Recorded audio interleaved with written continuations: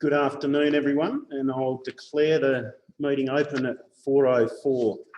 I'd just like to welcome councillors, staff and members of the public receiving the broadcast of this electronic meeting, which is conducted in accordance with the Local Government Administration Regulations 1996. Acknowledgement of country. The Shire of Harvey acknowledges the traditional custodians of the land and their continuing connection to the land, waters and communities. We pay our respects to all members of the Aboriginal communities and their cultures, and to elders both past and present. I would also like to announce that Council will suspend the operation of clauses 6.7, 1 and 8, 6.9, 3, A, B and C, and 13.4, 1A, 1C of the Shire of Harvey Meeting Procedures, Local Law 2017, for the duration of this electronic meeting, and that these matters be determined at the discretion of the presiding member. Okay, item 2, record of apologies and leave of absence. Can I just ask councillors and staff to raise their hands on screen and to confirm that they are connected and in attendance with the following attendees so confirmed. So, Councillor Adams. Councillor Beach. Councillor Boylan. Councillor Bromham. Councillor Burgoyne. Councillor Campbell. Councillor Cabani. Councillor Coleman. Councillor Dickinson. Councillor Jackson. Councillor Lovett. Councillor Simpson. Annie Reardon's here. Rick. All good. Merv. Stewart. All good. Simon Hall. Dean. Richard. And Pauline. Excellent. Public question time. The Shire of Harvey has implemented the following. Excuse me. Right, skip one. Sorry. Yes. Yeah, sorry. Better stick to the script. Item 3, applications for leave of absence. Neil? Yep. Item 4, reading from a book of learning and wisdom. Councillor Boylan. Thank you, President. Tonight's reading is a quote from Nelson Mandela, and in relation to fear, which I think is very appropriate for our times of IT and technology. I've learned that courage was not the absence of fear, but the triumph over it. The brave person is not one who does not feel afraid, but who conquers that fear. Thank you. Thank you. Item 5, declarations of members and officers' personal interests. If we could just read out, even though they have been sent in. Councillor Lovett.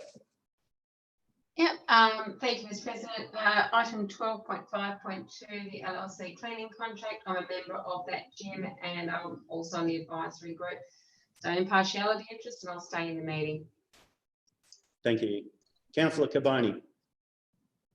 Item 12.2.4, the tender for the Leschenault Drive car park. I have a business relationship with one of the tenderers on this job, and I will absent myself from this item. Councillor Burgoyne. Mr. President, I've previously declared a financial interest in item 12.2.4, the tender for Leisure Drive. One of the tenderers is a business which is owned by my employer, and I'll leave the meeting for the duration of that item. Councillor Jackson. Yes, item 12.3.2, Parent Naturalist Partnership MOU. I am Council's rep on that committee. I have an impartiality interest and I'll stay in the meeting. Item 12.3.3, consent to apply for funding for the Leschenault Geomap. PMP is a partner in that, and as a council rep, I have an impartiality interest and I'll stay in the room. Thank you, Councillor Jackson.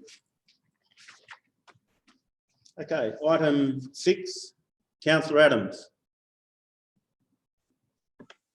Yeah, I better declare would it be an impartiality interest in, where are we? The parking bay one here.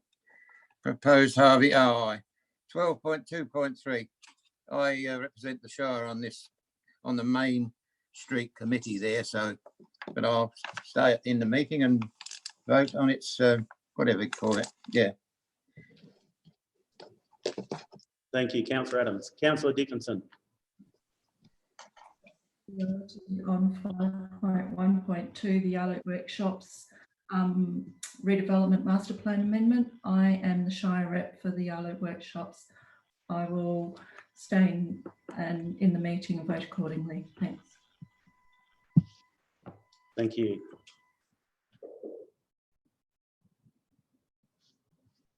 Okay, item 6, response to previous questions taken on notice is nil.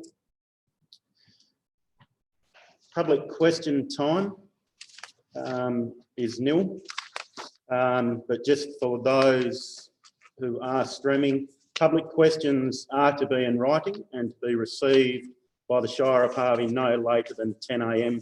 of the day of the meeting, and each question will be read in turn by the Shire President and responded to by councillors or Shire officers as appropriate, and all questions and answers will be included in the minutes. So just for future reference, thank you. Item 8, petitions, deputations and presentations. So the Shire has implemented the following procedures for members of the public to submit, and they are no later than 10 a.m. on the day of the meeting. All deputations are emailed to councillors prior to the commencement of the e-meeting.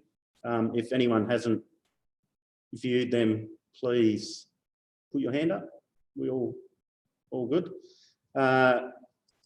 Where a matter is contentious, it can be deferred and it will be subject to a report to council for council to make a decision on a deferral until an appropriate time for the community, and the community can participate. Or where a matter is contentious and it cannot be deferred, the President may elect prior to the commencement of the meeting to have one speaker for the matter and one speaker against the matter address the e-meeting for a period of no longer than 10 minutes each. All deputations will be included in the minutes and uploaded to the Shire of Harvey website, and all deputations received are classed as public documents under the Privacy Act 1998. Read them out now.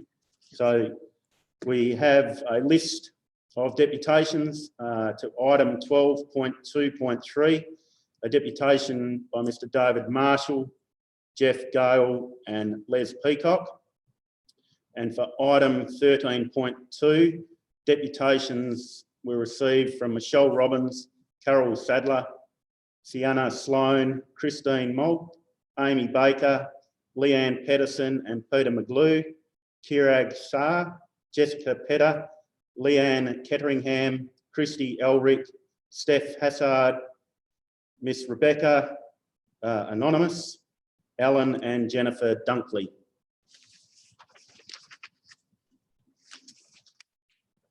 Okay, item 9, announcements by presiding member or CEO without discussion. I do have one item, Mr. President. I'm just pleased to advise that today we received a signed letter from the Department of Planning to advise that our local planning strategy had been approved. So I know that this has been a long time in the making, and thank you very much for the planning staff who have been involved in progressing this item, and it's really pleasing to get that finalised. So thank you to staff involved. Thank you. Item 10 is confirmation of minutes. Ordinary council meeting Tuesday, 24th of March, 2020. Offers a recommendation that the minutes of the council meeting held on Tuesday, 24th of March, 2020 as printed be confirmed as a true and correct record. Is there a mover? The officer recommendation, Councillor Lovett. We have a seconder, Councillor Boylan. Is there any discussions, any queries? So I'll put the motion. Is anyone against the motion? The motion is carried. Item 11, receipt of minutes and recommendations from committees is nil. Officers' reports. So do you want to read through like we did before? Or do you want to go through Do one you by one? want to have any reports adopted on block? Okay. Are there any reports that councillors wish to have adopted on block? Councillor Beach. Councillor Beach. Sorry, I was responding to 12.1.1. I was probably off the mark a bit quick. So if you would like, the ones that we've had extra queries and questions about are 12.1.1, the COVID-19 response. In tech services, 12.2.2, 12.2.3, 12.2.4, in development, 12.3.5, in community services, 12.5.1 and 12.5.3. Are there any others, Councillor Adams?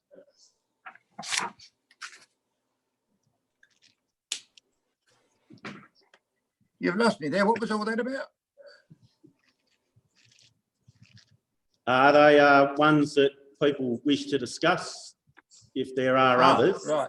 yeah, if there's No, ones that's that, all right. That's what I wanted to.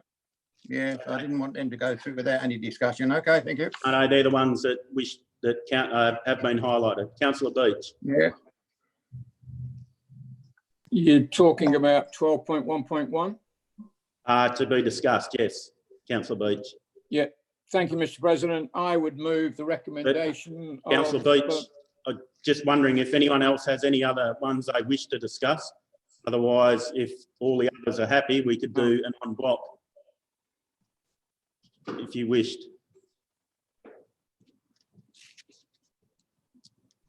Councillor Adams. Councillor Adams?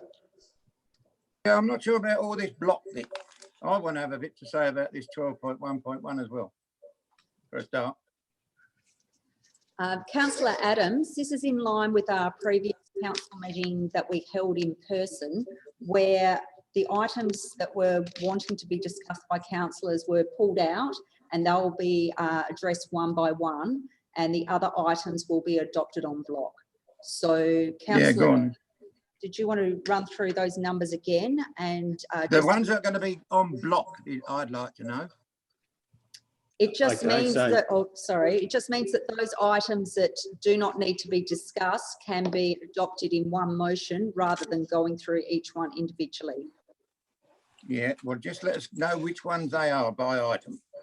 Okay, so 12.1.1 is to be discussed. 12 it's a bit, yeah, no, don't worry about the discussed ones. Tell us whether the ones that you're talking about going on block.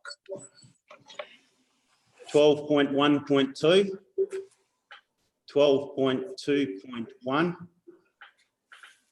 12.2.5, 12.2.6, 12.3.1, 12.3.2, 12.3.3, 12.3.4, 12.4.1, 12.4.2 and 12.5.2. Right. They're going to be discussed. No, they're not going to be discussed.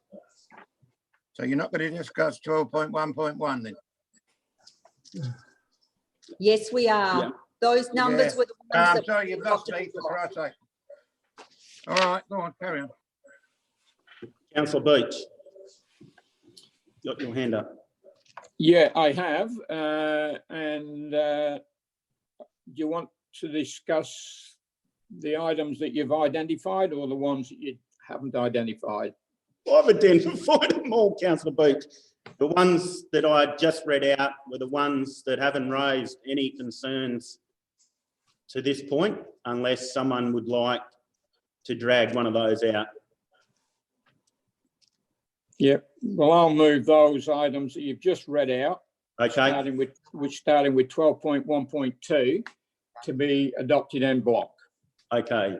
Councillor Bromham. Oh, sorry, mate, just. Is he on now? No.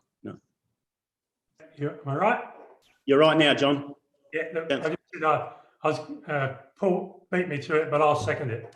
Okay, thank you, Councillor Bromham. Any discussions or any queries? All happy? Move the motion. Is anyone, sorry, is anyone against the motion? Motion's carried. Thank you. So we've got all those numbers? Yes. Yep. Okay.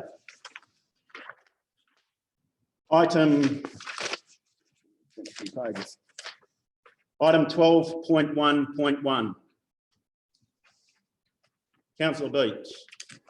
Yes, sir. Thank you for the opportunity. I would like to move the officer's recommendation as printed. Thank you, sir. Do we have a seconder? Councillor Bromham.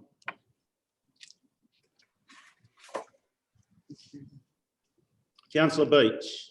I would assume from Councillor Adams' previous remarks, Mr. President, that I will need to make some opening remarks because I would assume from what he was saying, he'd like to speak against or, well, I'm assuming speak against. So, look, I'd like to make it perfectly clear that I'm not opposed to assisting our ratepayers in this obvious time of need. I voted against Councillor Caboni's motion at the previous meeting so that we could be provided with a comprehensive and measured response from the staff, which we've now got. And I believe that's been achieved in the report. But let's be clear on exactly what we're doing. By having a zero rate increase for 2021, a number of things become apparent to myself. That this really will have a nil effect on households and businesses until August, September, when the rates become due in 2020. Only those households and businesses that actually pay the rates will benefit. Ratepayers with investment properties, multiple investment properties, could benefit multiple times and not necessarily pass those rates on to their tenants. So how can we be sure that those people in rented accommodation or business operators who lease premises will feel the benefit if landlords increase rents or don't pass the rents on at all?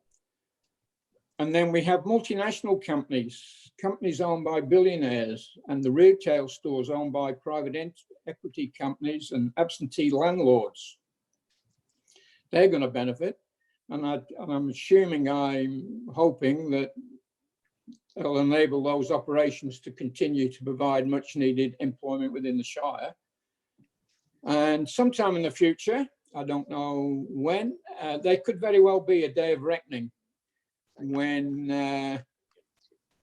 if our predictions to recovery missed the mark, aren't as vibrant as Mr. Winter pointed out at the workshop the other night. I guess I want to put some of my remarks to the 7% discount, maintaining it at 7%, which I believe is to be applauded. If this were to be reduced, it's my opinion that it's giving with one hand and taking back with the other.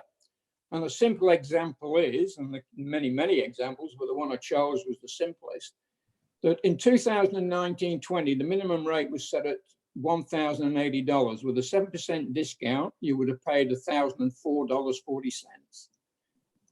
In 2020-21, if this zero increase is implemented, if it's carried, with a 5% increase, the amount due will be $1,026, which is an increase of 2.2%.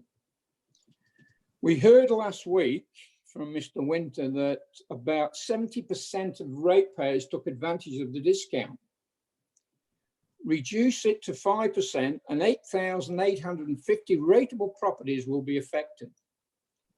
The balance, 3,792 properties, will not be affected by the discount reduction, but they will receive a benefit of not having to pay the instalment fee, which I believe is $5 for 2 instalments and $15 for 4 instalments. So we're going to have 8,850 disgruntled ratepayers who thought they were not having an increase this year, but will in fact will. And 3,792 ratepayers are going to be as happy as Larry because they received a reduction of $5 or $15, whatever the case may be. It's a no-brainer. We need to leave the 7% discount in place for the benefit of the majority of the ratepayers, which according to Mr. Winter's calculations was 70%.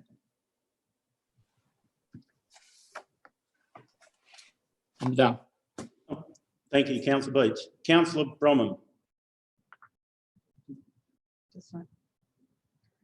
He's at the top right. Top right.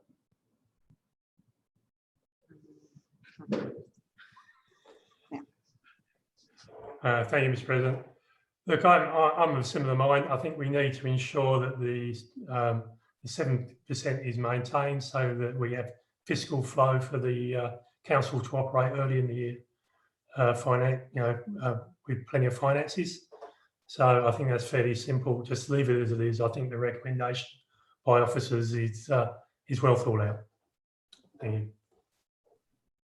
Is there a speaker against the motion? Councillor Adams. Oh, that's, excuse me, I don't want to speak against the motion. I'd be silly to do so because it addresses most of the, well, from my point of view, addresses the suggestion I put forward in my my motion. I've got one question. By voting for this item, does that compromise my opportunity to have something to say when my motion comes up, or shall I do it now? Because I want to put a counter argument to the 5.7. I've got some different figures to that. When do I do it? Councillor Adams, as discussed with you previously, this item addresses all of the points that you raised in your notice of motion. So it would be best to address it now.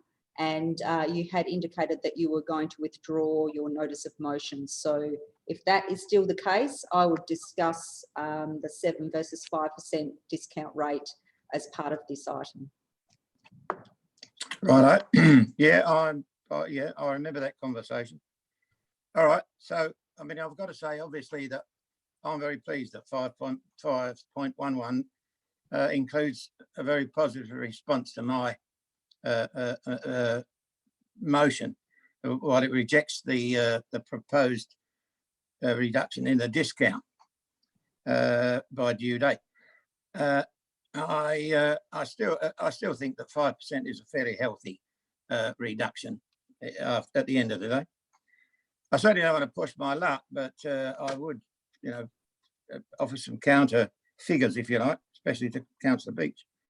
So based on last year's figures, every 1% discount takes approximately $1,300 off the bottom line. So, at that rate, I think it was 8,800 or something. Say 900,000, nearly $1 million. Now, it would be silly to work out a budget, well, in my book anyway, it'd be silly to work out a budget and then reduce the spending capacity by $1 million, which is in effect what we're doing. Therefore, the loss of the bottom line is built in, and I believe this has been admitted. Well, it was stated earlier on. So therefore, those paying in full by due date are actually paying the proper amount of rates, minus the built-in the built-in amount. While those paying by instalment are in fact paying the right amount of rates plus the built-in figure. In fact, I don't reckon it'd be too hard to argue that the bottom half of the community, because I think it will be a half of the community this year, it was 30% last year, helps to prop up the other half who are in a far stronger financial position. And I have to be honest and say, I'd be quite willing to argue that those still demanding their 7% are being a bit selfish, particularly at this present time or the current time. And I'm all right, Jack, pull up the ladder attitude, I think. And central to all this now is that there's a threat of a bigger increase next year. Put up a glass now, read it a bit better. It's being hung over the heads of the communities. It's a bit like the French Revolution where they hung the guillotine over your head and it's ready to drop next year. Next year, in my book, and I think it will be, won't be a great deal better than this year.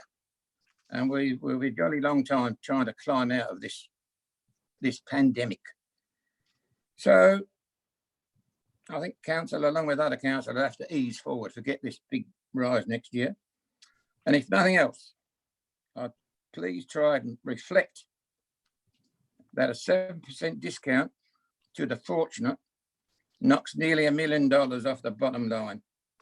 $1 million that could be either better spent now and in the future on improving various aspects of the Shire, as well as reducing the burden on the less fortunate. 5% is a pretty generous discount, whichever way you look at it.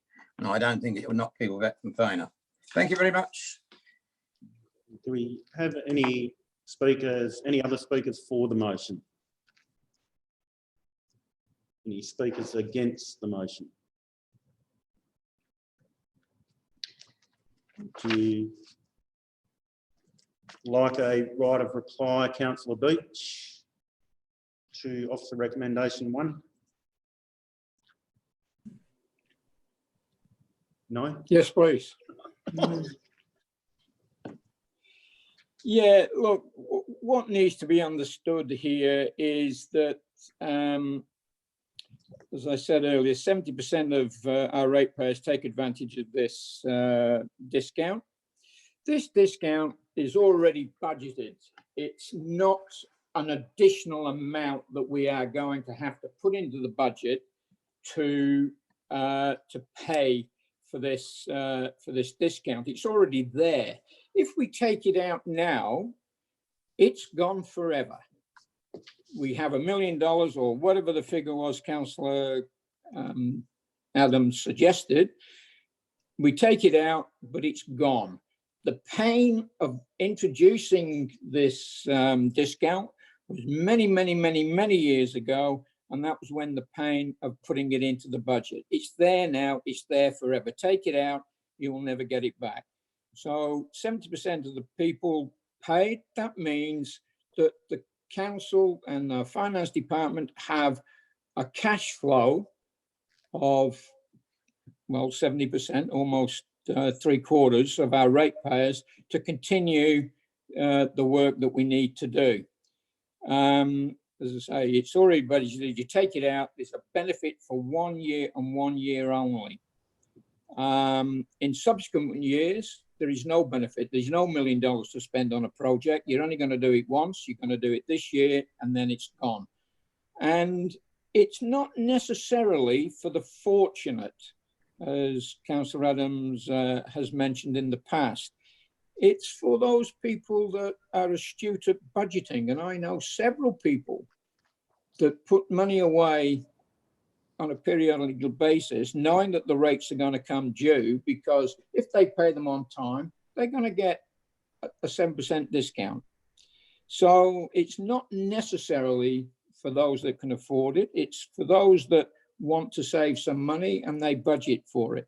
So my recommendation is, or sorry, not my recommendation, my position is that it stays in there. It's already in there. It's having no impact upon the budget because the money is already there, and we adopt the officer's recommendation as printed. Okay, thank you, Councillor Beach. So I'll put the motion. Is anyone against the motion? Motion is carried.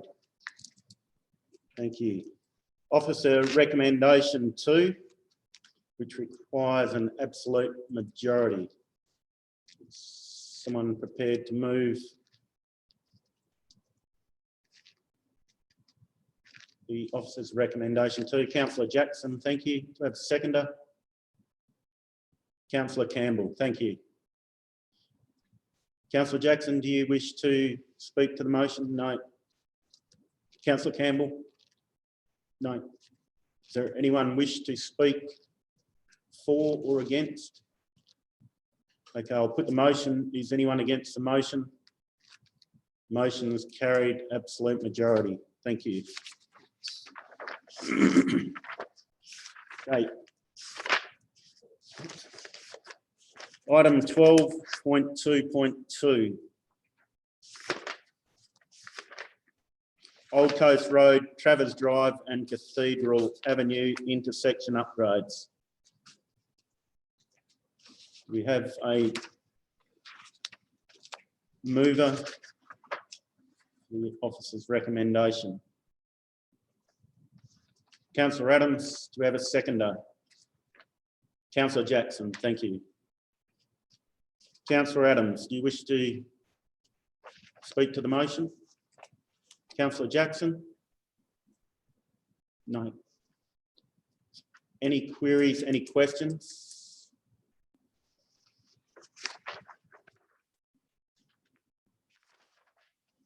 Okay, so I'll put the motion. Is anyone against the motion? The motion is carried. Okay, item 12.2.3, proposed Harvey Information Bay. We have a mover, Councillor Beach. We have a seconder, Councillor Jackson. Councillor Beach. I can address this, Mr. President, if these people are wishing to speak against, otherwise. Beach and Jackson. Yeah, okay. Go, Paul. Councillor Beach.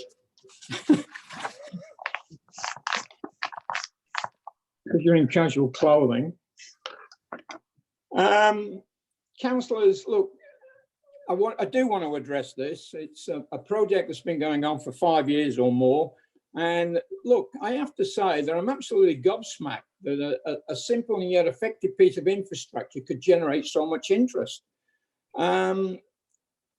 Last meeting, there was 13 questions asked to the Chief Executive Officer in relation to the COVID-19 response suite of measures to propose the burden on our ratepayers. And these measures, from my calculations, and I'm probably wildly wrong, but I knock up $2 million and counting. And some will have long-term effects on the Shire. 11 of those questions were posed by me and just 2 questions by the remaining councillors. So in relation to a $125,000 project with a contribution of just $81,500 from the council, 19 questions were asked, and I have to ask why. I don't want to get in this north-south divide, but I'm asking the question, is it because it's in Harvey?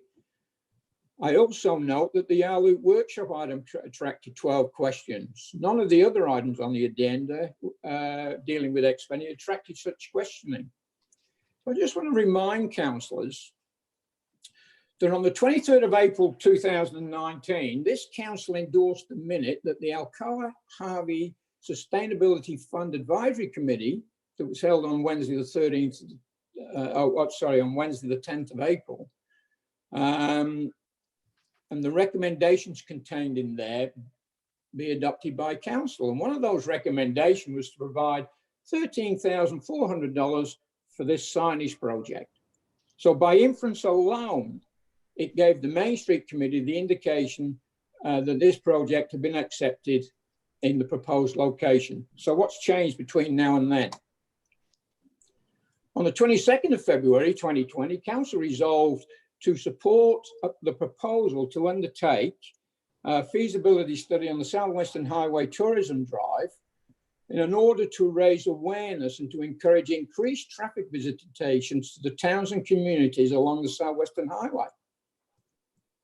And that it approves a contribution of $10,000 to go towards the feasibility study, matching those financial grants from shires of Serpentine, Jarradale, Murray, Baruna, and the state government. There was lots of questions about the Harvey Main Street Committee, which I'd like to give you a brief history on. The Main Street Committee was formed over 20 years ago by a vibrant committee of local Harvey residents. And at that time, every town had the opportunity to do the same. Only Harvey took it up. And the idea of forming a Main Street Committee came via the Southwest Development Committee. Some might remember Jill Manning. And that was brought about through the work of Peter Kenyon, who is a small town revival commentator who's had successes in revitalizing towns. And for some 3 decades, he's worked with and helped more than 2,000 communities across Australia and in numerous countries around the world. He had a passion of caring, healthy, inclusion, enterprising communities through his organization.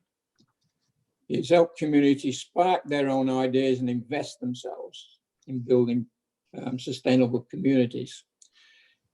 So that really is what sparked the Harvey Main Street into action. They've helped the Harvey communities to spark their own ideas and invest themselves in building sustainable futures, and have been doing so since their inception. They were instrumental in upgrading the CBD in Udick Road. They installed the first entry statement in the town, an idea that's now spread throughout the Shire. Commissioned the War Memorial on the supermarket frontage, upgraded and maintained the old railway station, brought thousands of visitors to the town for the annual Harvest Festival, backed the summer series of concerts that did the same, and auspiced the Harvey Community Radio, and the list goes on. The Harvey Information Bay project is just another plank in their repertoire of ideas to get people to stop and venture off the highway. And this is their brief. And I do know that you've had deputations along those lines that I think most councillors, if not all councillors, have received today. Genuine tourists, in my view, use the Southwestern Highway rather than the Forest Highway, as it's a much prettier and interesting route. Those that use the Forest Highway are generally destination bound. We want to get from Perth to Margaret River, Perth to Dunsborough, Perth to Busselton as quick as we can, and the Forest Highway is for them. So I go back to that $10,000 that we agreed to in February, that this was all part of upgrading and introducing people to the Southwestern Highway. I can tell you as a local, most weekends, this rest area has multiple groups stopping, be it in four-wheel drive clubs. And I know the Jeep Club that has a leased area just to the north of us in the Commonage use it fairly regularly. There's touring motorcycle groups, caravanners. And most of them stop there because it is a good break. It's a 2-hour journey or thereabouts from Perth. And they just venture across the road to the service station. And I'm told that numerous people ask, so where's Harvey? And when they're told where it is, they go down and have a look, and they come back and they are amazed and say, thank you, we never knew such a place, a pretty town like this existed. So getting people to stop in towns is nothing new. We do it all over the place. So what is the purpose of upgrading Ridley Place, for example, if not to get people to stop and visit the destination playground and the artwork features? The same with the nature playground or the urban forest down at Clifton Park. The years of work that have been put into Brunswick, Yarloop, Binninga, Myla, these have all been done in an effort to attract not only the locals, but the thousands of visitors who pass through this area every year. This project is a simple project and it is worthy of the support for the very reasons I've just outlined. And I commend it to the councillors to vote accordingly. Thank you, Councillor Beach. You might need a glass of water. Councillor Jackson. I'm going to try one right now, thank you.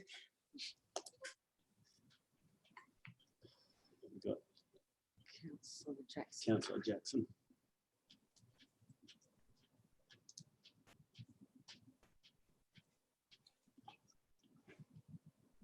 She's unmuted. I think you're away. Am I on? Am I on? Yep, now I am. Okay, Councillor Beach has probably covered a lot of that history, but I think when I go back to last week's questions, a signage strategy, obviously we have our economic development strategy and there will be more work on this. But as Councillor Beach has just said, there wasn't any discussion when we did allow the Alcoa Fund to nominate this project. So two things that are already in the mix. But in this case, I think it's getting confused with what might happen in other places under those strategies or projects that come up. This is a project in Harvey. It's been on the in planning for a long time. The Harvey Visitor Centre has been represented on Harvey Main Street discussing this project. In fact, Gemma Longford, the previous manager of the Visitor Centre, actually put forward the funding application on behalf of the Main Street Committee. So there's been a real partnership in putting this project together. The location is for the beautification of that area, but it's also to allow people to be directed east or west into town or up to the dam. Basic mapping across the whole Shire will allow people to get their bearings as they make perhaps their first stop into the Shire of Harvey. But it does allow for a local project that meets the needs of directional signage as well as beautification. And you've seen the picture Yvonne Chapman has painted that will go on that signage. So there's been a lot of work done on this project previous to this. I note the delegations that have said, there's the alternate motion from Councillor Campbell about accepting that it's beautification, but it is actually that local direction, and that location allows for that. But it can't be located, for instance, at the visitor centre where there isn't room for the pullover area, and it meets the and doesn't allow for the beautification of this area while using that project to actually provide signage. So don't get pulled away from the fact that a local project, it's been around for a long time. It's got a lot of merit, and it shouldn't be confused with other projects along Forest Highway. And it has, in fact, been part of a strategy, if there's any confusion over that. So don't get lost in the big picture here when there's been a lot of work done by people previous to this council, and it has a lot of merit. Thank you.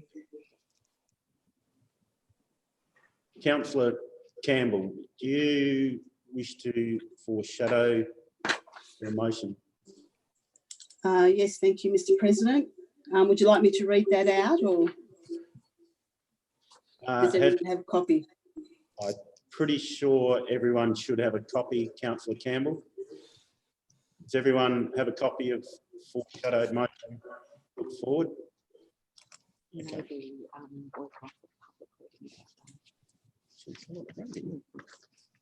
Would you like me to read it out for you, Councillor Campbell? If you wish, thank you, Mr. President. Okay. That Council 1 notes the proposed Harvey Information Bay concept design estimated to cost $125,000 as shown in attachment 1. 2, endorses the alternative proposal, which would provide improved aesthetics and an enhanced area for motorists, caravans, RVs, comprising a picnic facility, bins including low maintenance, low impact landscaping, excluding an information structure, as shown on a revised attachment 1A, estimated to cost $60,000. 3, refers the proposal to Main Roads WA, seeking a contribution to the sealing component of the works. Item number 4, defers the implementation of any future tourist information bays and signage until a strategy for tourist information bays and signage has been developed in accordance with Action 3.2 of the adopted Economic Development Strategy. 5, receives a further report with regards to recommendations 3 and 4 and advises the Harvey Main Street Committee of its decision. Do we Thank you. have a seconder for that? Councillor Lovett. Councillor Campbell. Thank you, Mr. President. I've read the deputations from the public supporting the Harvey Information Bay, and I acknowledge the Harvey Main Street Committee's past achievements and their future aspirations for the township of Harvey.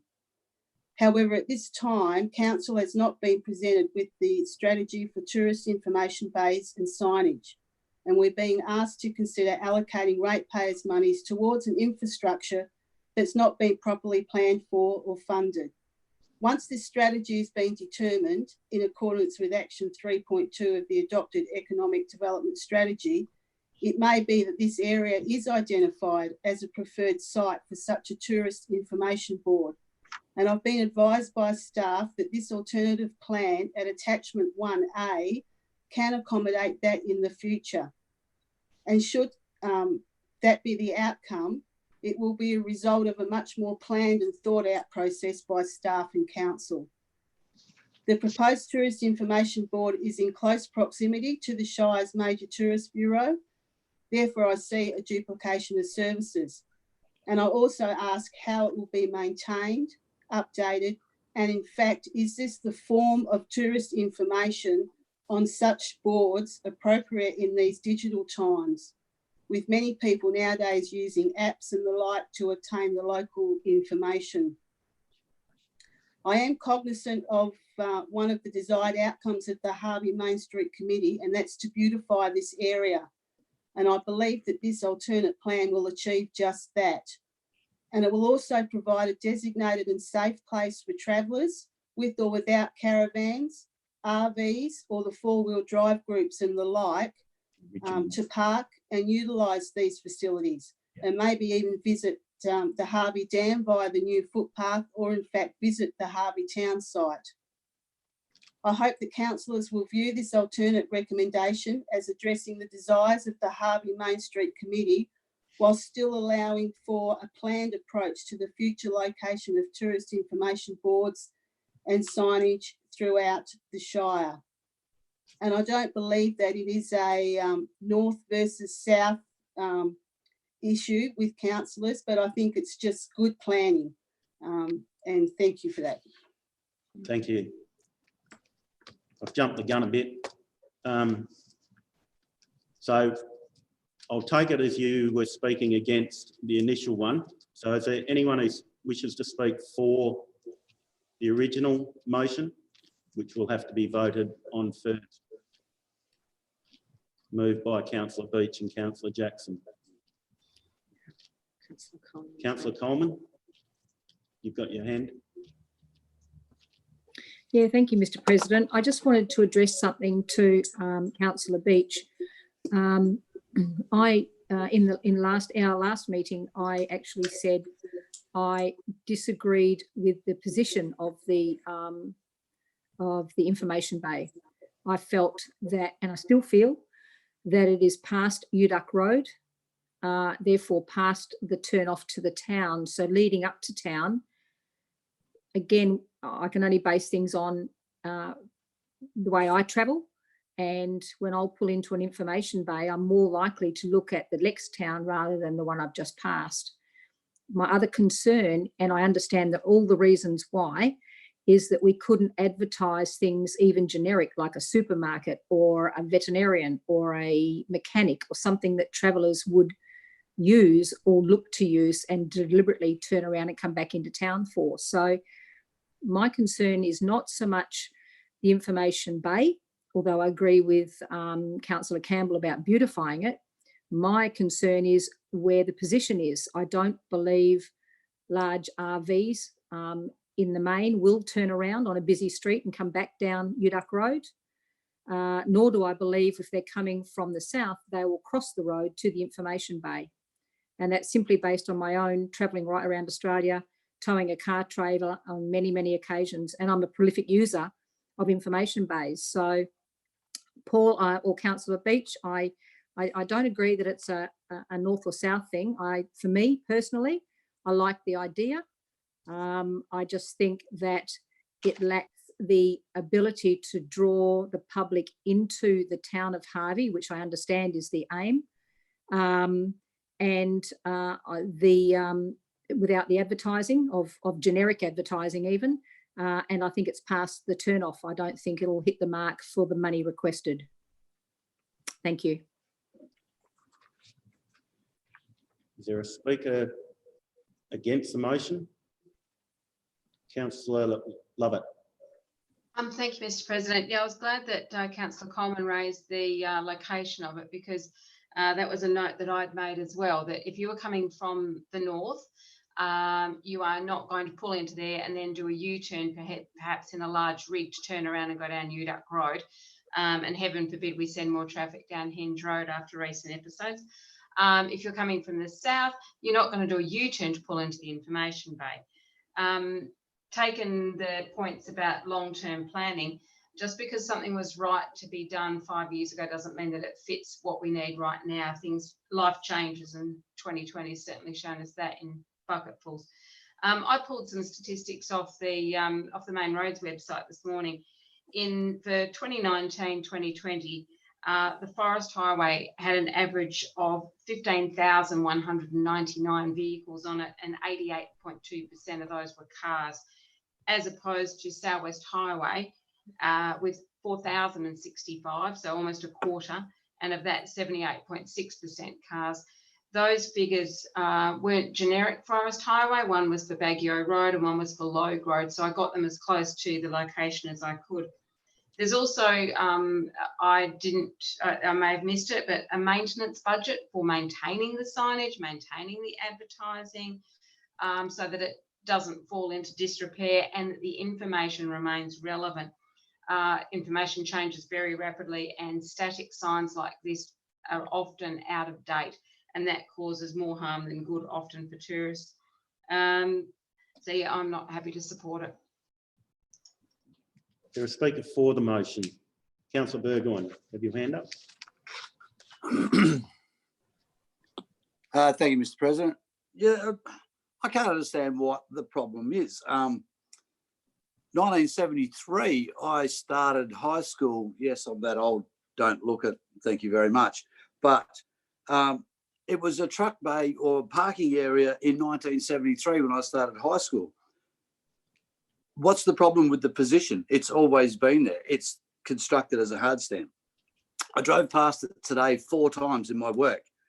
There was always something parked there, whether it was a car, a truck, some sort of vehicle. So I don't know what you would get at weekends, but it probably boggles. There's probably, as I think Councillor Beach alluded to, several different types of people that park there. Harvey is off the road, and if you can put something there that directs those people, other than a small tin sign that's on the side of the road a bit further back, depending on which way you're travelling, actually, is whether it's before Uduck Road or afterwards. And people do cross roads. That's why, you're allowed to cross a road. So I can't see what the problem is. It's not a huge amount of money to promote Harvey, which is the seat of our Shire. And I think to compare Forest Highway with South West Highway, you're comparing apples and oranges.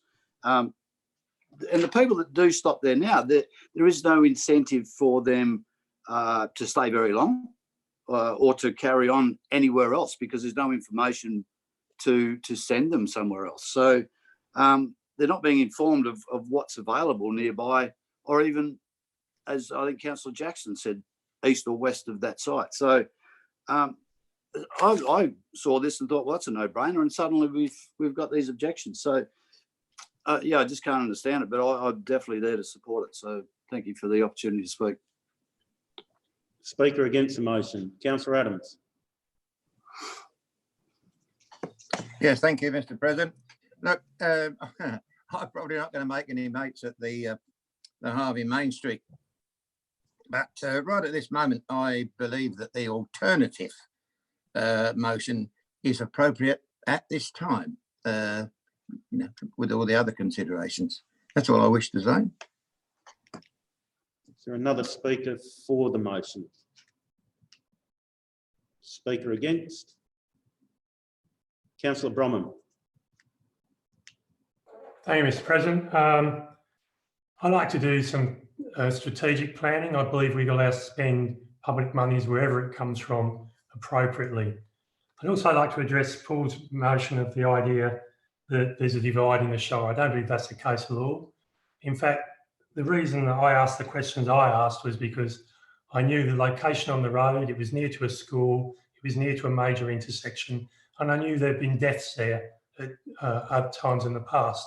And I wanted to ensure we don't put another traffic hazard in a location where those could exacerbate the risk.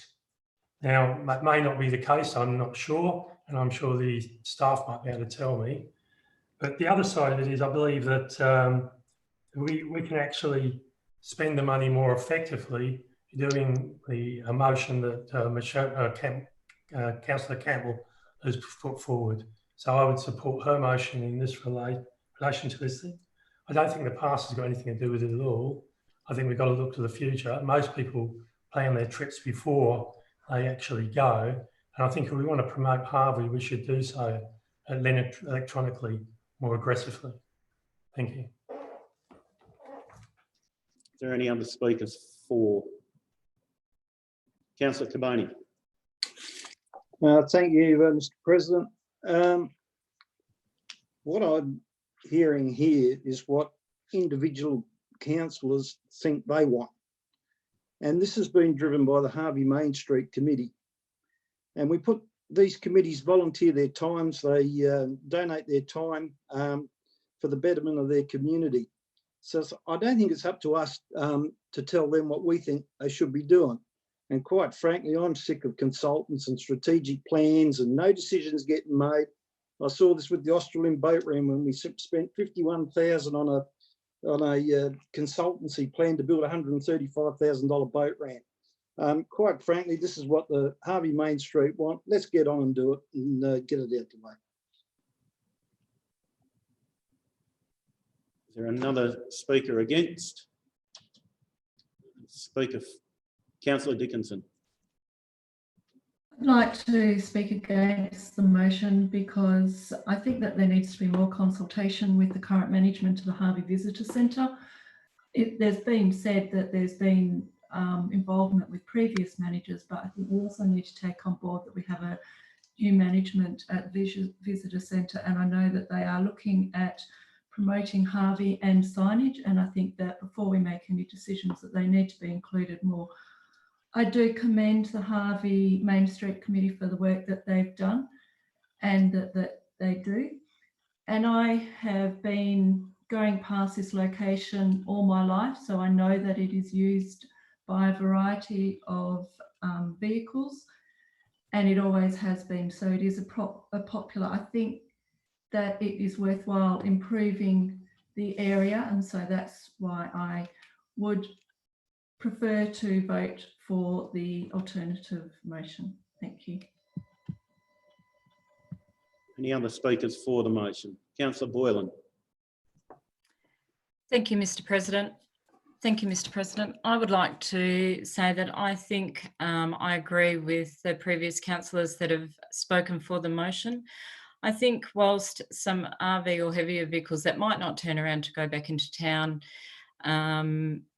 choose to move on, but I think any gain that we get in the community in this economic time in our towns and in the new areas that showcase our beautiful Shire, the dam, and even down to the new parks, I think any opportunity that we can promote that is fantastic.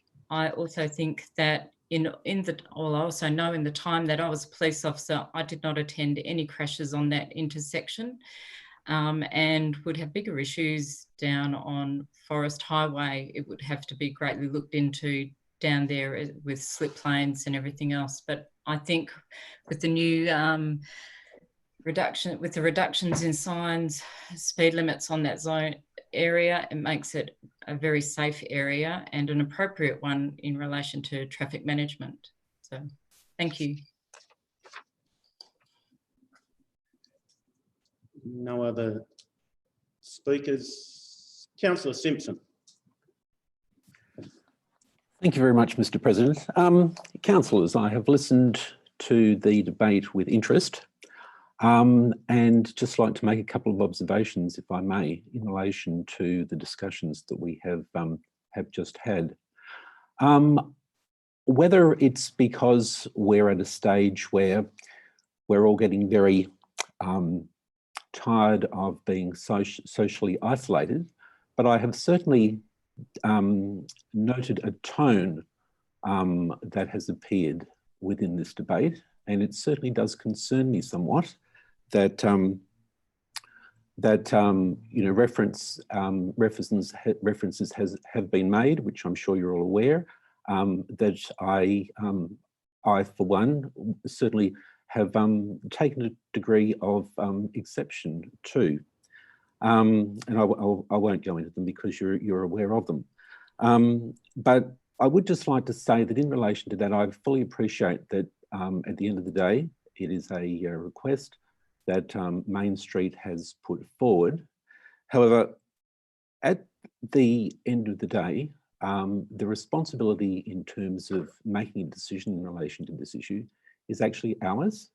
And at the end of the day, despite the fact that we have the COVID-19 issues that are currently abound, at the end of the day, 125,000 is quite a considerable amount of money that we actually need to take responsibility for ensuring that it is spent as appropriately as possible. And I will leave it at that, and thank you for your time. Thank you, Councillor Simpson. Councillor Beach, do you wish to summarise? Yes, thank you, sir, I do. Should come as no surprise. Not in any particular order. As I've been scribbling notes, as the councillors have exercised their right to speak one way or the other. The traffic hazard that was raised has always been there. I have sat on countless meetings to try and get that intersection changed. There was at one stage there was a plan to move Weir Road so that it wasn't in the current position, so they didn't have that pretty well straight across intersection that they've got. There was a plan to put in a roundabout, but because of the gradients, that was dismissed.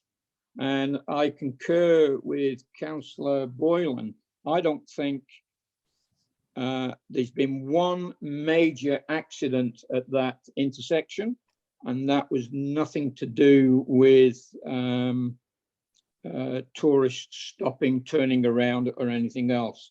And it was a major accident. Just going through my list, there was mention about a strategic plan, that we need strategic plans for all these sorts of things. I recall not long ago, we spent $50,000 on a light pole, and when we asked for a strategic plan, was told it wasn't necessary. This project was never ever about enhancement of the entire area. That came afterwards. The Main Street Committee were given the brief to design a sign to replace the one that had deteriorated because of its age. And it had been there. I've been in Harvey for over 40 years, and it's always been there. So you can imagine that it was starting to go past its use-by date. If we weren't keen in having a sign there, why did we 12-0 agree to $13,500 being allocated from the Alcoa Harvey Infrastructure Fund in 2019 to go towards the construction of this sign. Why did we bother spending $10,000 in 2020 in February to encourage tourists to come down the Southwestern Highway? Main Street were given this brief to come up with a sign and come up with a design, as there is no direction into Harvey apart from a bit of a sign on the intersection, a bit of a blue sign that says Town Centre or something similar. And I can assure councillors that vehicles do turn around. I have witnessed it many, many, many times. This sign that was there worked for many years, and it just needs a new one, and that's what we're about. The Tourist Bureau staff, through the management, I believe, have been fully involved in this journey for the last 5 years. They are members of the Main Street Committee and fully support this signage going ahead.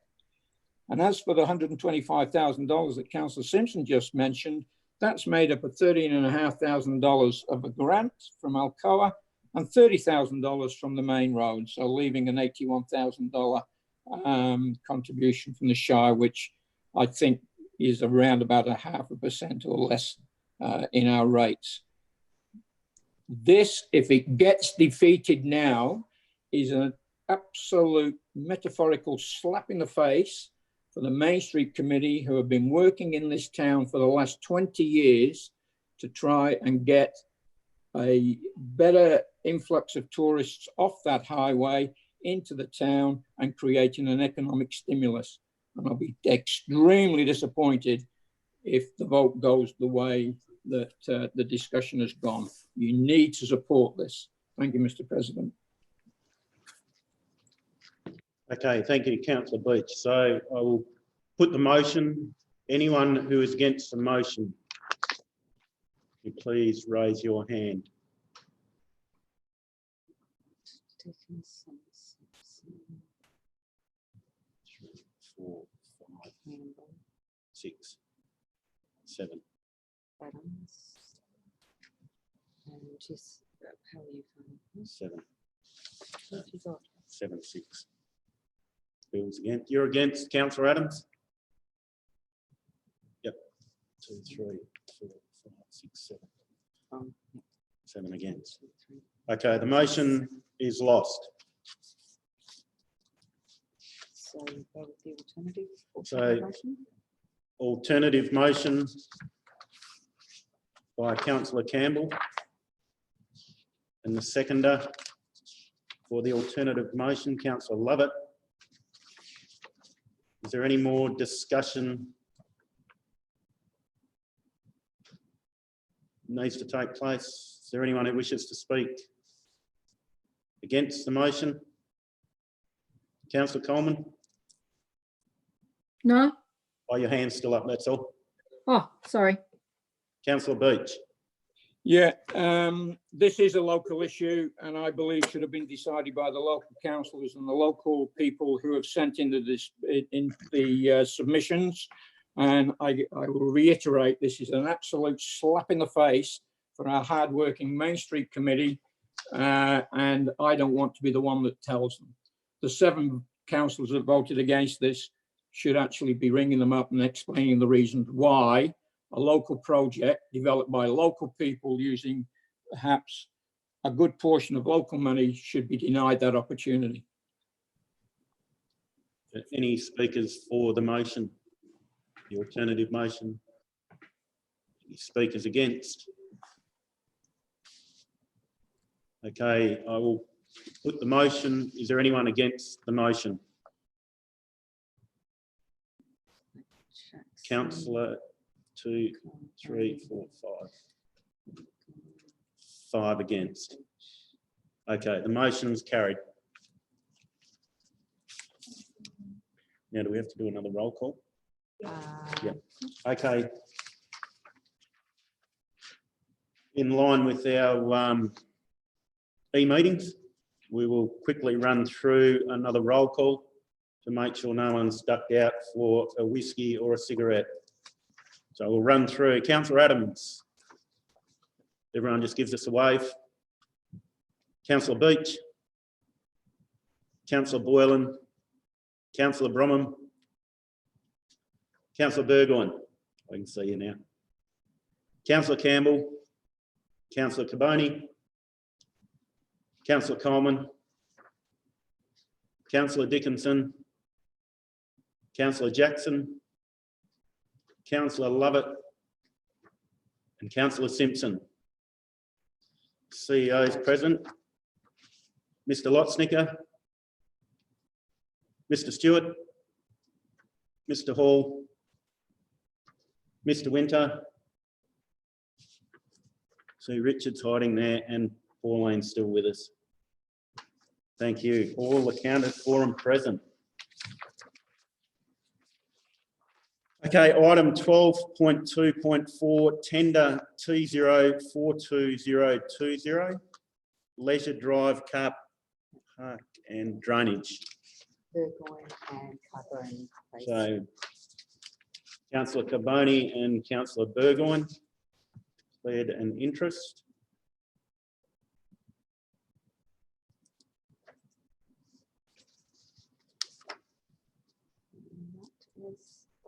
All good?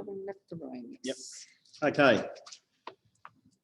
And officer recommendation that council awards tender T042020 for car park and drainage works as per the recommendation contained within confidential attachment 1. We have a mover for the officer recommendation. Councillor Adams, do we have a seconder? Councillor Bromham. Are there any discussions, councillors? Any questions, any queries? So I'll put the motion. Is anyone against the motion? Motion is carried.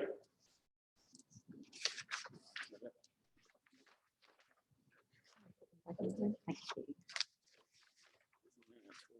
3.5.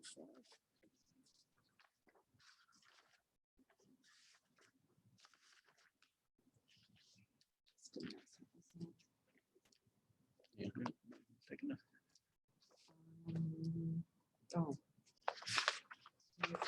That item was carried as recommended. Councillor Caboni and Councillor Burgoyne. Okay, item 12.3.5, new planning delegation, state of emergency. So we have 2 officer recommendations on page 52.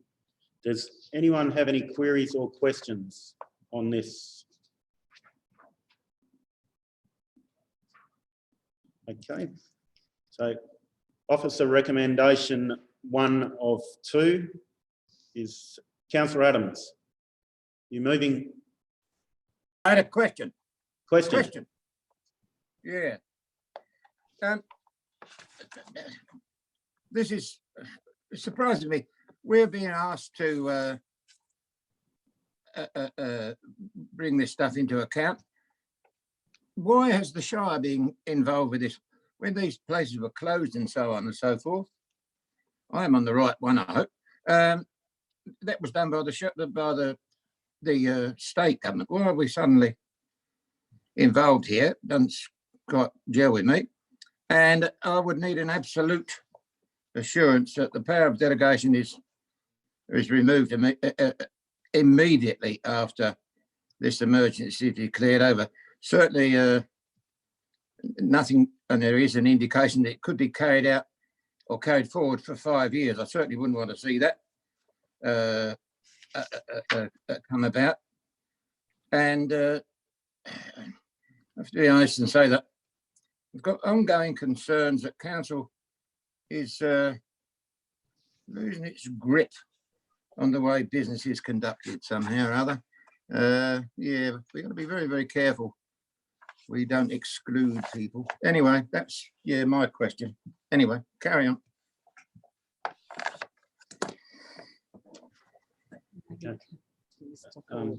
response. Mr. Hall, would you like to give a response to that question?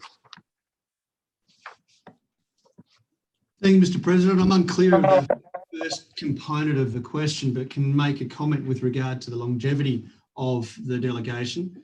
It remains in place for the entire state of emergency. That is something completely outside of the Shire's discretion, as is this entire delegation. It's not being driven by the Shire. It is a position of the Minister. It is a position that's been taken Australia-wide that the planning industry can assist in ensuring that economic stimulus maintains. It does not in any way suggest that the planning department will be throwing the rule book out the window. We will be exercising due process and ensuring that any decision is made adheres to proper and orderly planning. So, Councillor Adams, I can assure you that we will not be taking shortcuts or making frivolous decisions, and we do not need to exercise it. If there are items that are of significant interest to the community or of a scale that we believe should come to council, they still will. So we're going to decide when the coffee shops open and so on. The state government aren't going to have anything to do with it. If you're going to use that sort of example of a coffee shop opening, a coffee shop has the ability to seek an exemption. They may be exempt from a planning approval, but they will not be exempt from requiring a building permit or requiring to adhere to any health requirements. So again, it's not a complete throw the rule book out the window. It just means that they can probably enter into a premise, and we do have an application in town that is shifting one restaurant or cafe from one premise to another in town. And we've been in a position to actually allow that to occur a little bit quicker than normal, but they're still not exempt from having to comply with the rule. Okay, thank you. So do we have a mover for the officer's recommendation? Councillor Caboni, second Councillor Adams. Do you wish to speak to the motion, Councillor Caboni? No, I won't, but in relation to the previous item on the Harvey Main Street, I'd like it recorded how I voted in the minutes. I did have my hand up, but you didn't acknowledge it at the time. So could I just have the way I voted, please, yes, recorded in the minutes? And I won't speak on this item. Is there anyone wishing to speak against this motion? Councillor Simpson. Thank you very much, Mr. President. And you'll, as I said previously, you'll have to excuse me. Social isolation has actually made me fairly grumpy. I'd just like to outline some concerns that I have and play devil's advocate, if I may, in relation to this particular item. Councillors, I ask you to think carefully regarding the implications of enacting this motion. I speak up against the motion for the following reasons. Whilst understanding the intent of the Minister's directive, I'm concerned that this motion locks us into a new planning delegation policy for the next 5 years. I realise it is to cut planning red tape and fast-track projects to get the economy back on track. That said, however, I have difficulty rationalising the rationale for the emergency directives. If we are to believe that orderly planning processes being fast-tracked will be adhered to, the strict planning requirements met, why the need for this motion?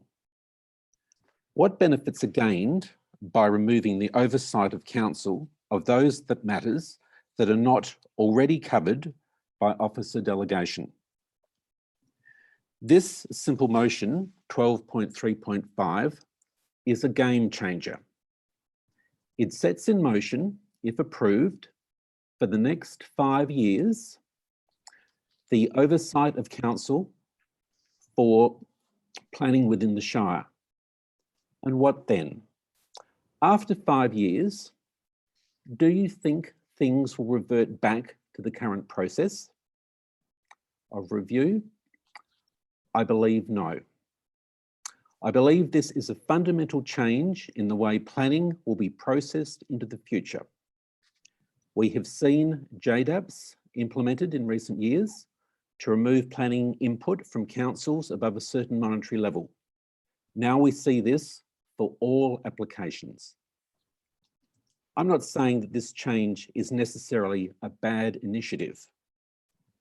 I'm merely saying, think carefully before you vote for this, as it will have a far-reaching consequence beyond the innocuous wording of the recommendation. The other thing that concerns me regarding this is the discretionary nature of this motion. It should be an all or nothing. Quoting from the report, it states, there may be some occasions whereby the applications of a delegation by officers is not considered appropriate and referral to council would occur. When asked why, with this motion, officers have the delegation to approve, so why refer some issues to council for the determination? Is it so that those issues of community concern can be reviewed by council? Again, I ask why. If the state of emergency delegation is approved, clearly defined, why is the need for council to review? I use the forthcoming issue of the bidding up extractive licence extension. Community concern? Referred to council for determination. I've previously asked the question, will this be referred to council or dealt with under delegation? I'm advised that this item will come to council. Why?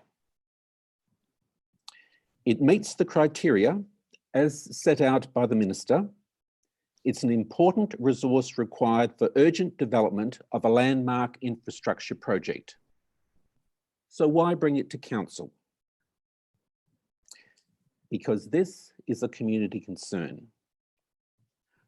I am concerned regarding the apparent hypocrisy of this situation. Either we have council and through council, the community having input into the decision-making process, or we don't. In conclusion, I want to make it very clear that this is not in any way intended as a critique of council or its officers who are working in the best interests of the community. I'm just attempting to outline some of the issues to consider before passing this motion. Thank you for your time. Thank you, Councillor Simpson. Mr. Hall, did you? If I may, Mr. President, and Councillor Simpson, I don't think there's many comments there that haven't been asked by our industry as well. I cannot see significant benefits to what the Minister has done and why they have chosen the planning industry to lead the charge of ensuring economic sustainability is being maintained. Having said that, this delegation will be automatically given to the CEO.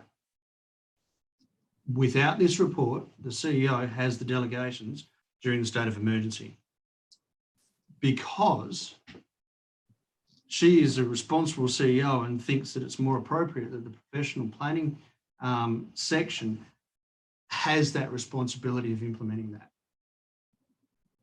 The other thing is what type of items go to council. Items 12.3, 2 and 3 would be a very good example of not coming to council. They are probably considered administrative. We are looking at progressing projects in the Shire. Those items would not be coming to council. Large development applications that have significant impact for a whole variety of reasons, no planning authority, no CEO, no minister would have a delegation or obligate a council to make a decision unless proper and orderly planning has been achieved. Now, as I've mentioned to yourself previously, we don't need to exercise this delegation.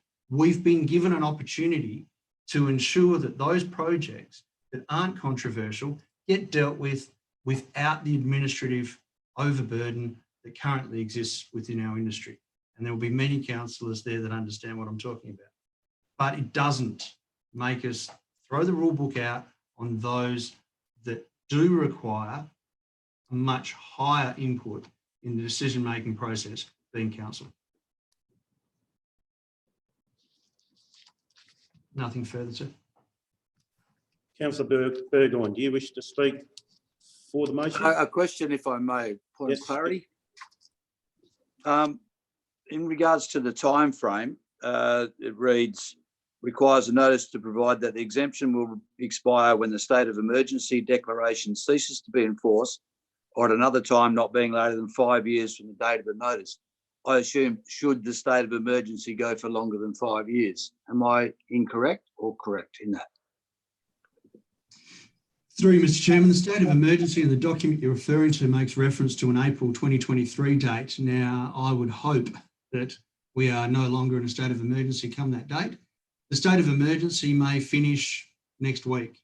It may finish at Christmas time. It may go beyond 2023. I simply don't have an answer for that.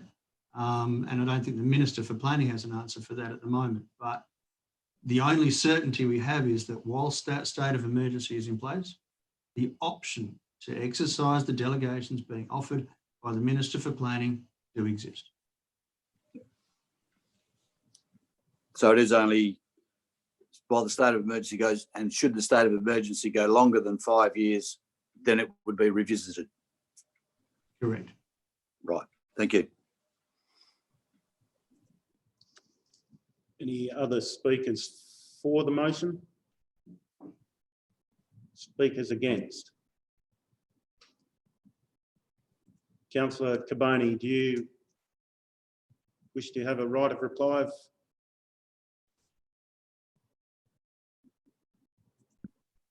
I'm on? Yeah. You're on. Yeah. All right. Look, I just simply remind councillors that local government works under an act of state parliament, and state parliament amended the regulations on the 3rd of April 2020. So this is in response to what state parliament has requested. Now I can understand that Councillor Simpson is concerned about the erosion of rights, if you like, of local governments, but this has been going on for a long time now, with regards to development assessment panels coming in with things valued over $3 million. The reason these things are coming is because of the long drawn out process that companies, individuals, businesses have to go through to get things passed these days. It goes on for years and years and years. And even with local government decisions, I mean, how many go to SAT? The decisions we make are all reviewable by going to SAT, which in a lot of the cases when they go there, SAT overturn the local government's decisions anyway. Look, I think it can be summed up in the top paragraph of page 50, halfway through the paragraph, where it says, advice received to date indicates that if a use or development was approved during the exemption period and was not ordinarily permitted by the scheme prior to the exemption period, it would become invalid and the use of the development would need to cease. So in other words, there's a right to come back afterwards and correct if there was a wrong made. So I don't see a problem with it. It's while, as Councillor Burgoyne pointed out, it's while a state of emergency is declared, that can be ceased at any time, and it's got a 5-year sunset clause, where in that case I would assume they'd declare another or renew the state of emergency.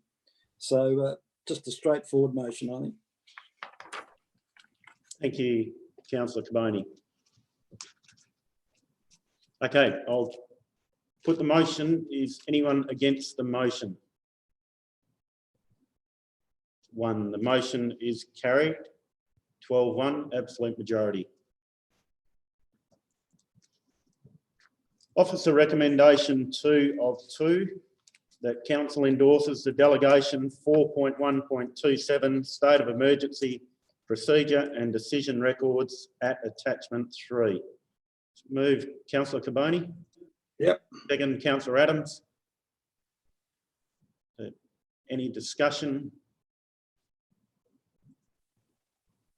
Any questions? We all happy? Okay, I'll put the motion. Is anyone against the motion? Motion is carried.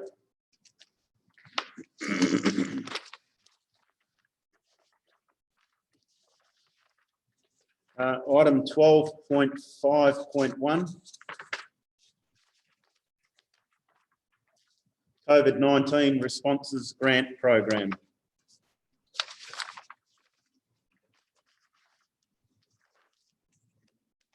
And this too has two recommendations. So officer recommendation 1 of 2. We have moved Councillor Jackson, second Councillor Lovett. Councillor Jackson, do you wish to speak for the motion? No, I don't need to speak. No. Councillor Lovett, is there anyone wishing to speak against the motion?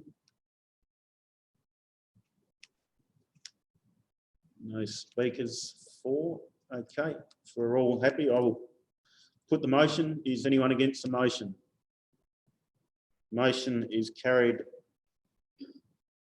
13 zip. Officer recommendation 2 of 2. Councillor Bromham, wish to move? Motion. Question, move. We have a seconder. Councillor Campbell, thank you. So, any discussion? Any queries? All happy? I'll put the motion. Is anyone against the motion? Motion is carried 13-0, absolute majority.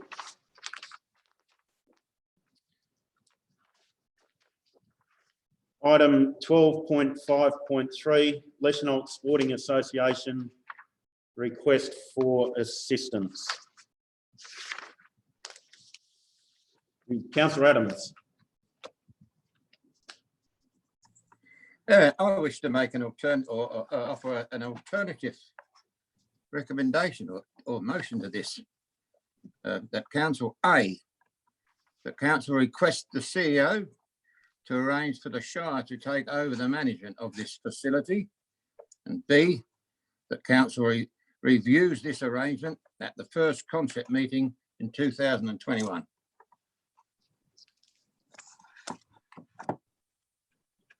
Is there a seconder for that motion? No. No seconders? No, lost on a seconder. No. Yeah. Councillor Beach, you're waving profusely. Yes, I'm seconding Councillor Adams. Bill. Adams is the name, mate. Adams. I'm seconding his motion. Thank you very much.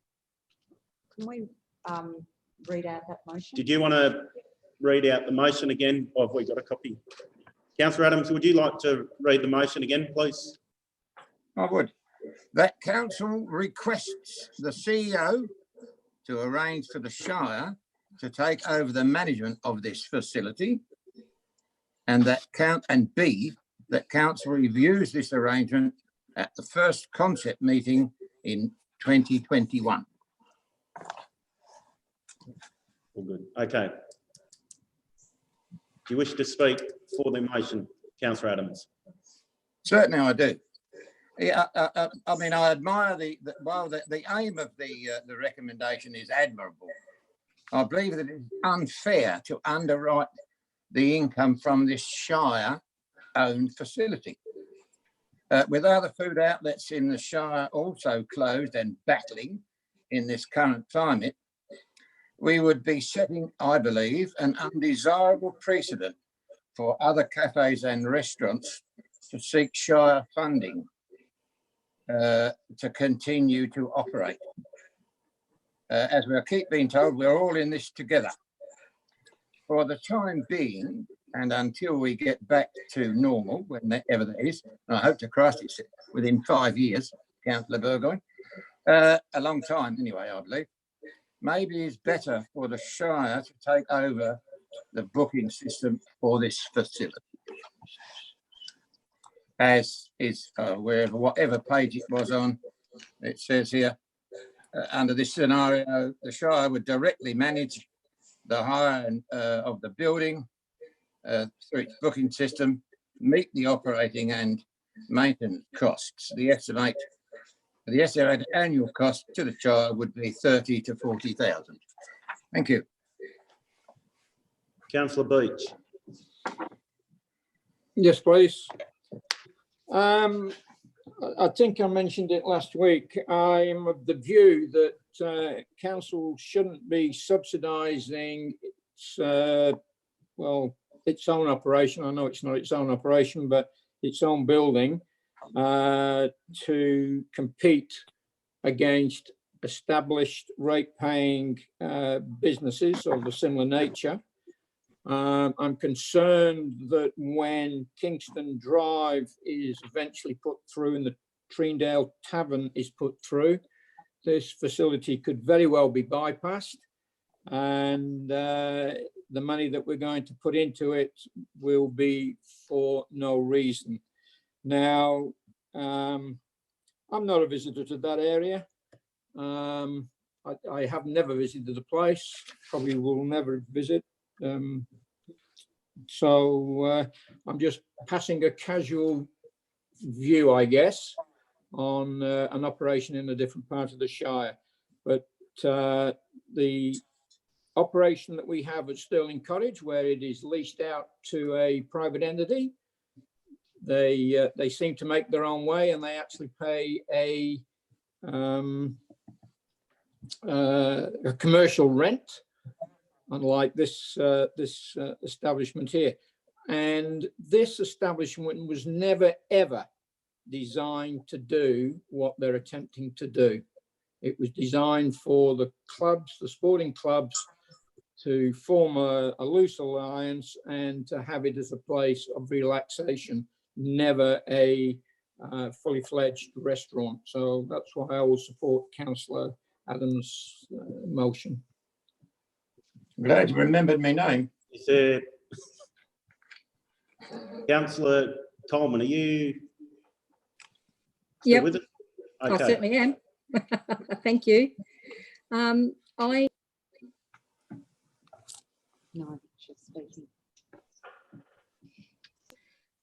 I would be keen to speak more, without putting them on the spot, speak more with Richard, probably offline, about the LSA. They were obviously having financial issues before COVID-19 hit, hence their budget to contribute to the kitchen upgrade and their inability to meet their utility expenses. I think everyone's in agreement that long before my time on council, they have attempted to exceed the initial plans for the premises. So it would appear to me from an association's point of view that their business model might be a bit askew, which was resulting in negative finances as well. So I would suggest a deferral, even a short deferral of investment in financial rescue until we perhaps can take some advice via Richard and perhaps from the LSA, have a look at their business model and see how we can help keep them on track. Because after all, we want people to stay in business, even when Kingston Drive and stuff goes through. So let's help them get back on track, improve their governance and perhaps their financial models, and keep something which seems to be an asset. Now, I'm a newbie on the council, as you all know, so it might not be that they're a terrific asset, but from where I sit, you know, using high quality volunteers, having the initiative to do what they're trying to do, even if they have exceeded their capacity, you know, brings a fair bit of initiative and should be applauded, but perhaps they need some guidance and some restructure before we invest any money in a rescue package. Thank you. Richard, would you like to provide some background to this?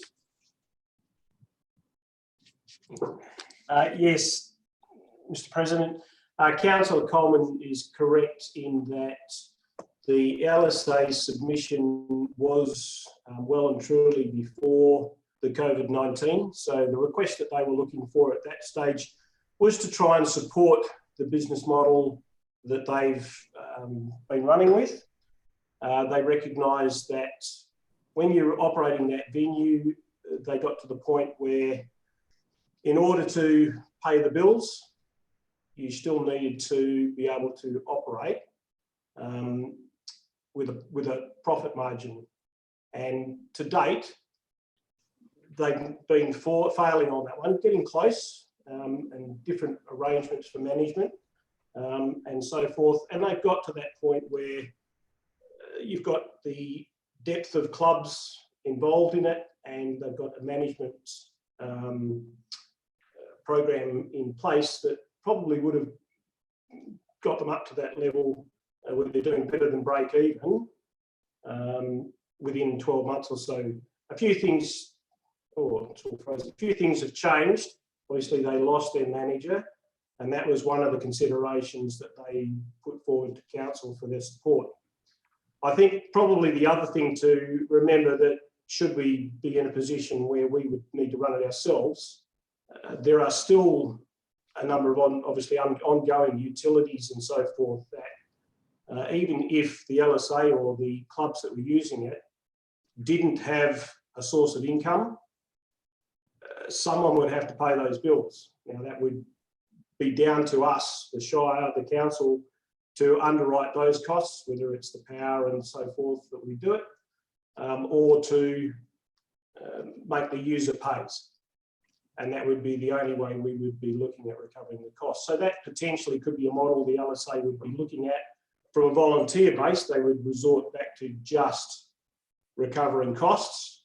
But then you face that there's no commitment from the clubs to manage, look after the building. All of that responsibility would then fall to council. Anything else? Any questions of Richard at all? If I could just say, Mr. President, just as I said, that reminder was that obviously their request was well before COVID-19. The position that they were in has been a developing one from sort of financial year last year. They recognised that in order to be given a fair chance at working with the model that they've got now, there were shortcomings in the design of the building, the kitchen, and also their ability to be able to meet that business model that they put forward. So I think that was probably something we now look at. COVID-19 probably confuses it a little bit as well. But certainly gives them no opportunity to test that this year, at least until we decide whether we can support them. Councillor Campbell, did you have a question?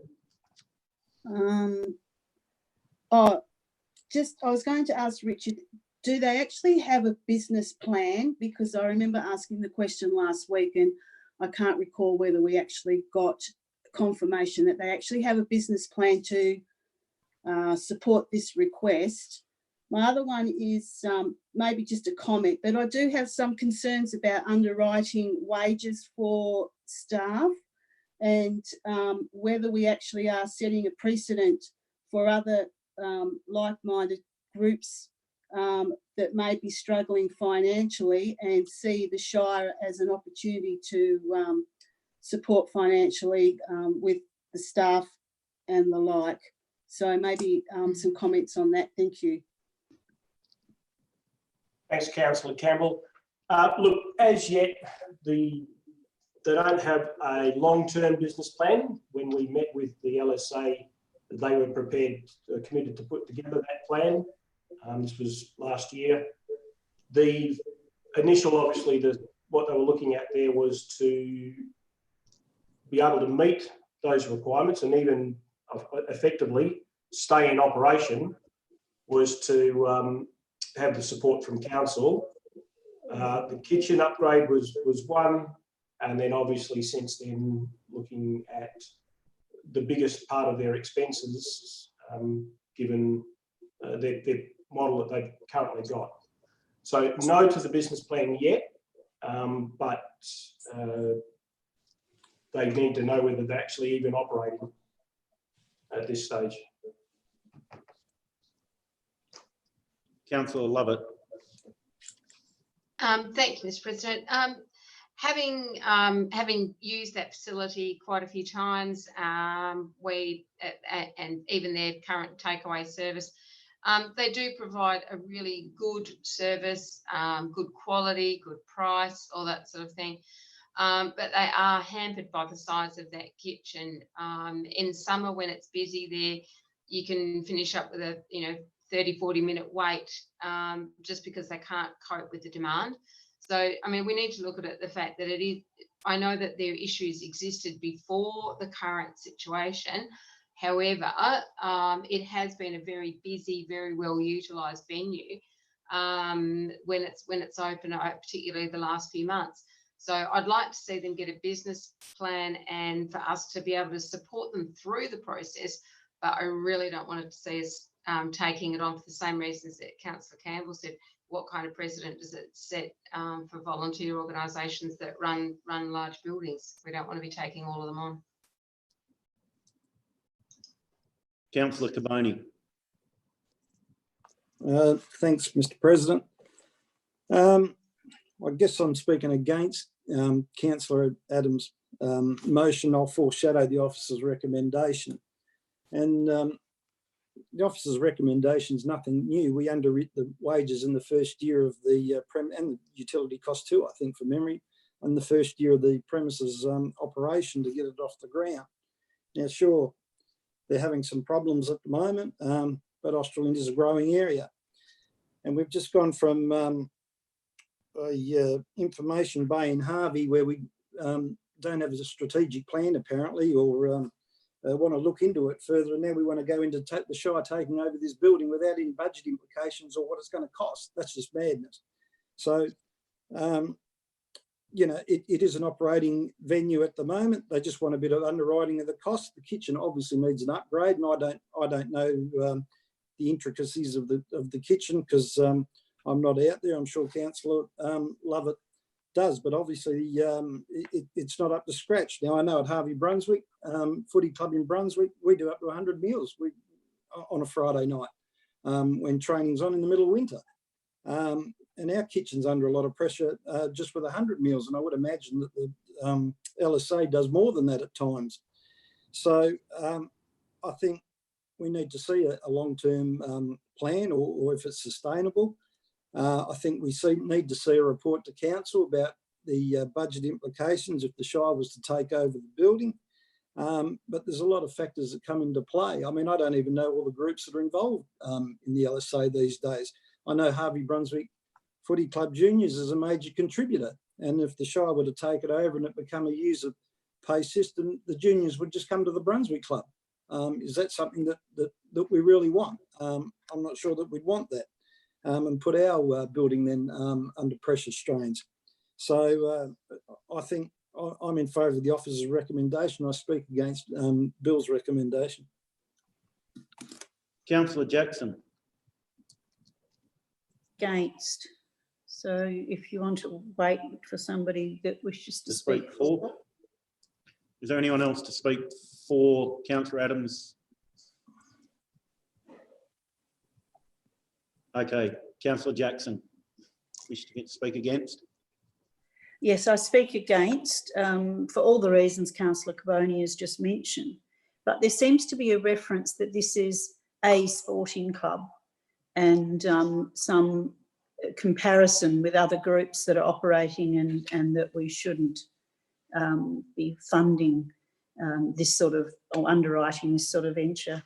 When the Leisure Centre first started, it was a facility that the Shire facilitated the coming together of the Leisure community.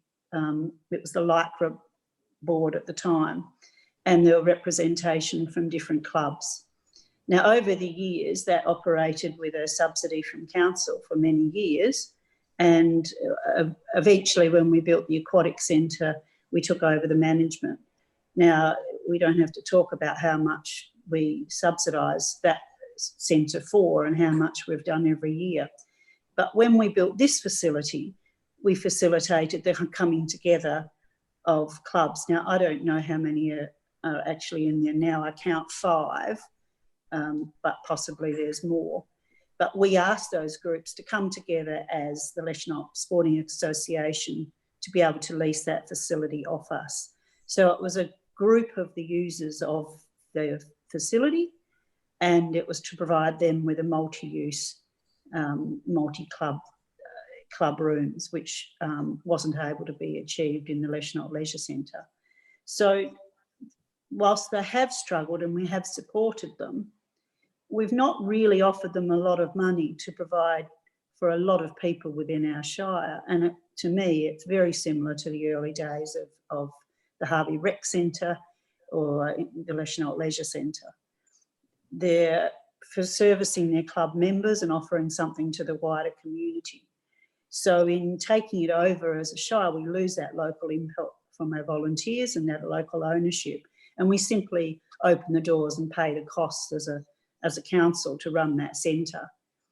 In this case, as Councillor Carboni said, the group is providing something for this community and for the users of and those clubs.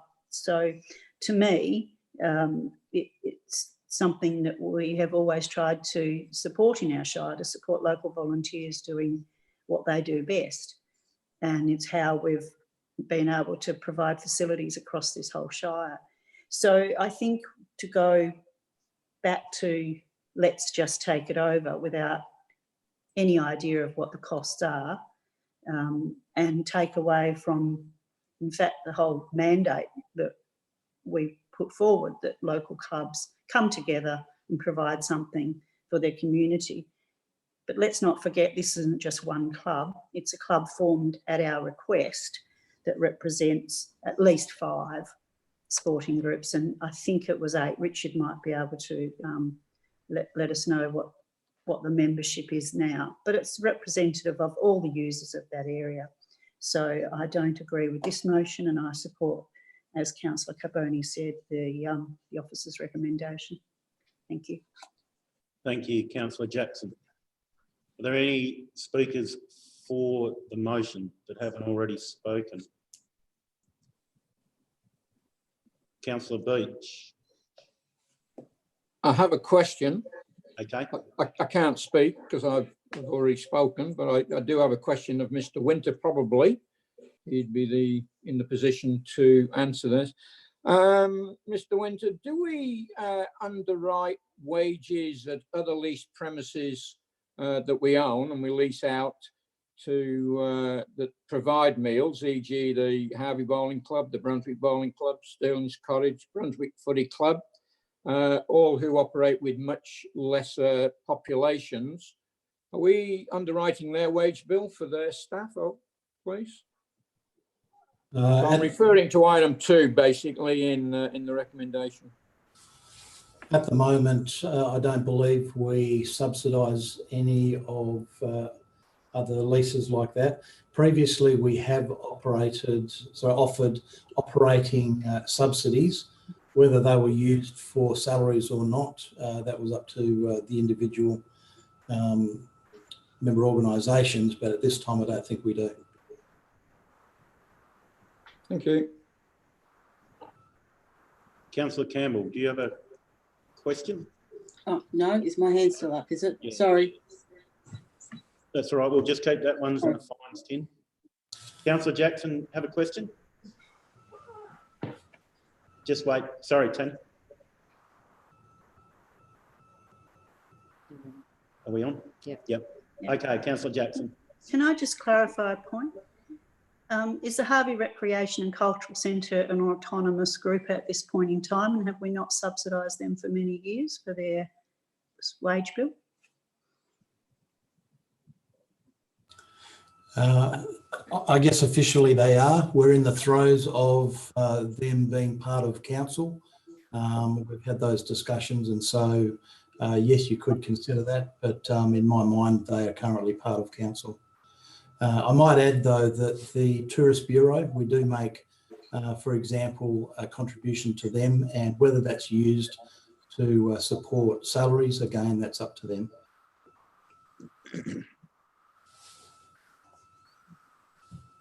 No more questions. Any speakers for the motion? Against? Councillor Adams, would you like your right of reply? Yes, thank you. Thank you, Mr. President. That was a very interesting debate. I quite enjoyed that. As far as costs are concerned, it's been said that we didn't know what it was going to cost us.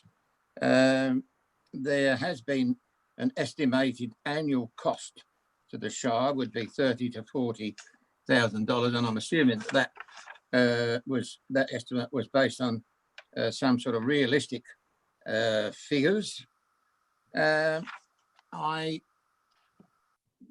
would sort of point out that at the end of the day, this is a school, not a restaurant, and I mean that's what it appears to be that they're trying to become, and I don't think that was the intention initially, and certainly I don't believe it should be.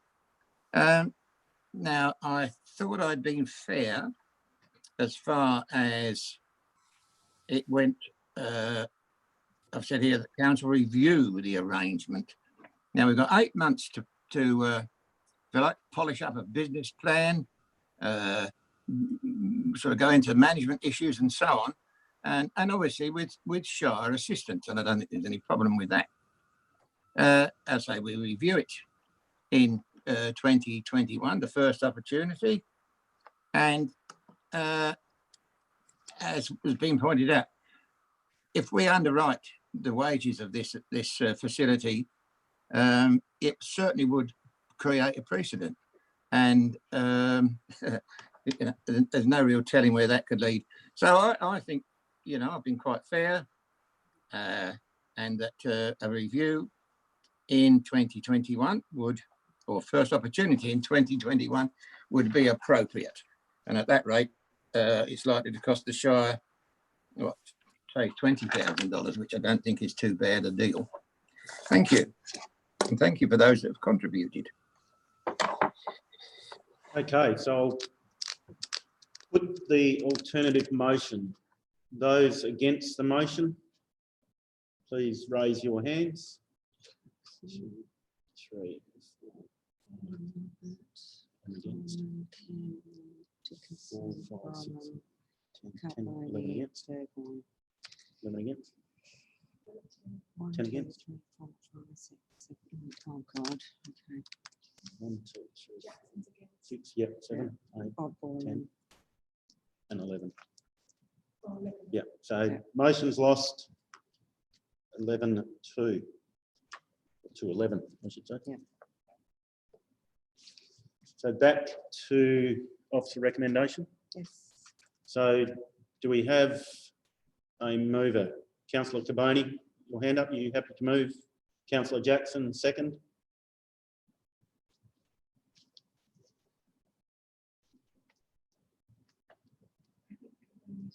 Yep, we'll just put Craig, Councillor Caboni on.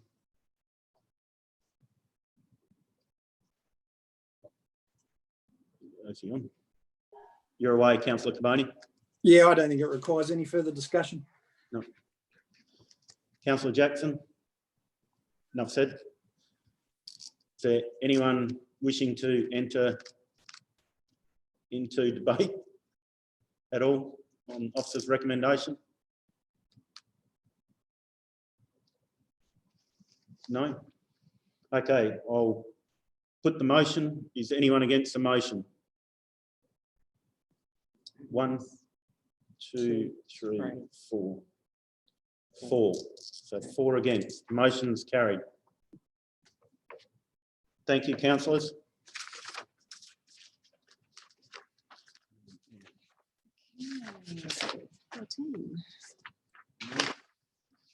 Item 13. Elected members' motions of which previous notice has been given. 13.1, notice of motion by Councillor Adams.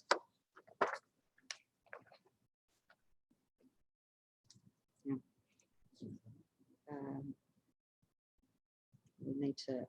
Do I need to read it then? No, Councillor Adams needs to be muted. Yeah. I think Councillor Coleman's just got her hand up. That needs to be removed. Oh. Thanks.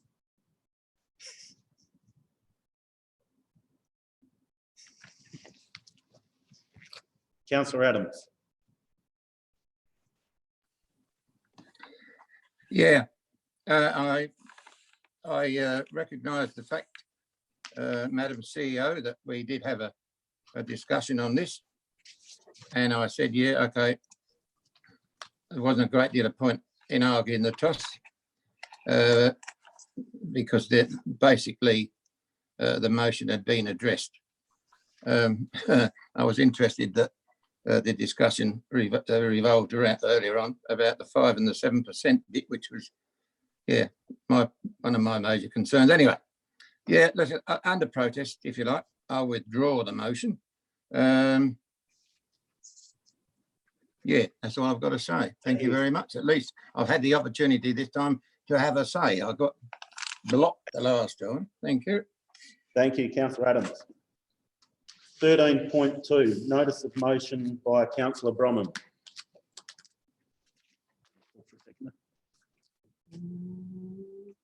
Do you want me to read that out? Councillor Bromham requested that the following notice of motion be placed in the ordinary council meeting agenda on 28th of April 2020, that the Shire of Harvey develops a Facebook page to assist in communicating broadly with its community by the 30th of June 2020. Is there a seconder? Councillor Lovett.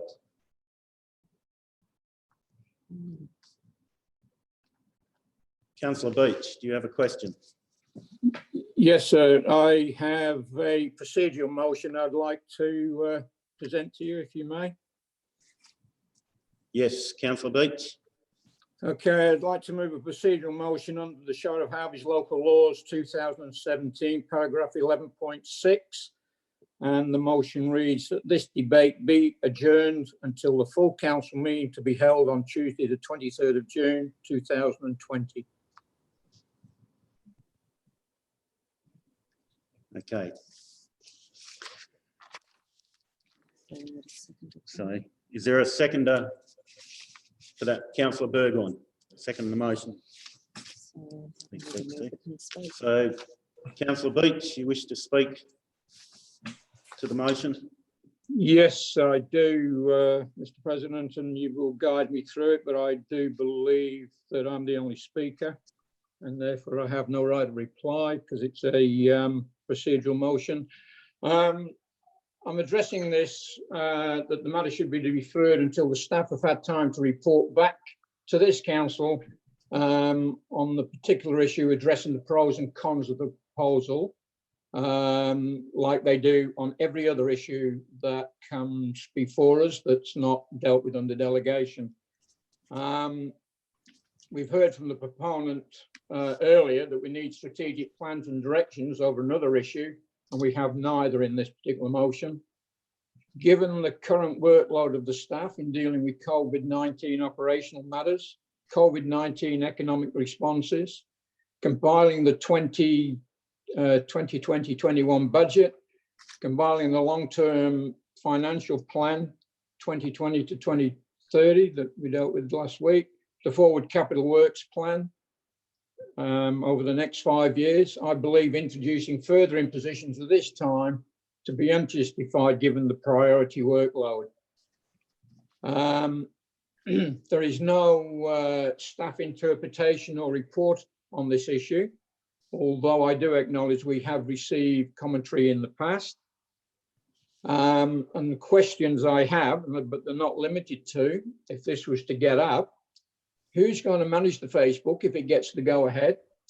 What is the cost? Will a new staff position be created? What will be done to protect our reputation, that is of councillors and staff? What policies are in place? Who can comment on posts that ratepayers and others put onto the page? Can it be councillors? Can it be staff? Can it be anybody else? Who will decide if an adverse or obnoxious comments are posted to take them down? Who will decide if a recalcitrant poster should be blocked? And if Councillor Bromham's motion, this motion is lost, and if Councillor Bromham's motion is lost, does that give an indication to staff that council doesn't want a Facebook presence at all? And what issues, if any, have other local governments had to deal with since they introduced the Facebook? Given our staff time this will give our staff the time to present a full and objective report to council so that we can make a valued and fact-based decision. And I would urge that you, all councillors, vote for this, and let's have a report by next meeting in June, and then we can vote and discuss it at that particular point in time. But just voting on a simple sentence doesn't give me any great confidence whatsoever. Thank you. Okay, thank you, Councillor Beach. As it is a procedural motion, there is no debate and therefore no right of reply. So I will put the motion. So is there anyone against the motion? Please raise your hand. 2. Councillor Beach, are you against your own motion? No, did I raise my hand? It's still raised. Oh, sorry. No, I'm not. I forgot to take it down. 6. Is that correct? 4 against? No, I've got Adams, Lovett, Bromham, Coleman, Campbell. Am I missing anybody? No, hands. It's a hand up. Sorry, Wendy, are you against the motion? Those against can please just keep your hand up. 1, 2, 4. 3, 4, 5. I've got Coleman and Campbell. Okay, motion's carried. 8-5.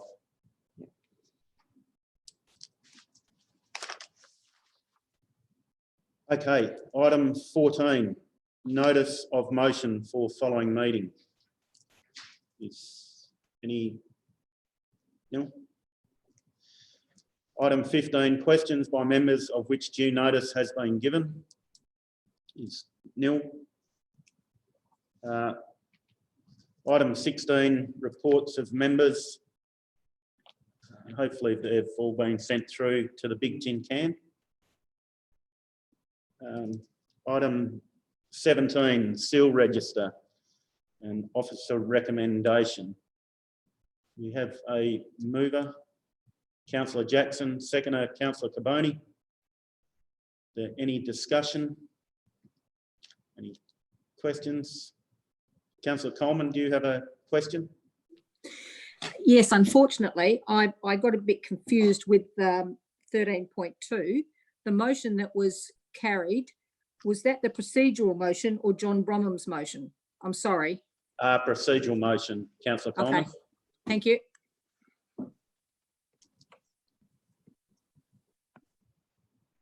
Okay, so item 17, I'll put the motion. Is anyone against the motion? Motion is carried. Item 18, we'll move in a second to bring this. New business of an urgent nature. 18.1, do we have a mover? Councillor Caboni, seconder Councillor Jackson. I'll put the motion. Is anyone against the motion? Motion is carried. Okay, item 18.1, COVID-19 response. No, pass over to Mr. Winter. Mr. Winter, the floor is yours, sir.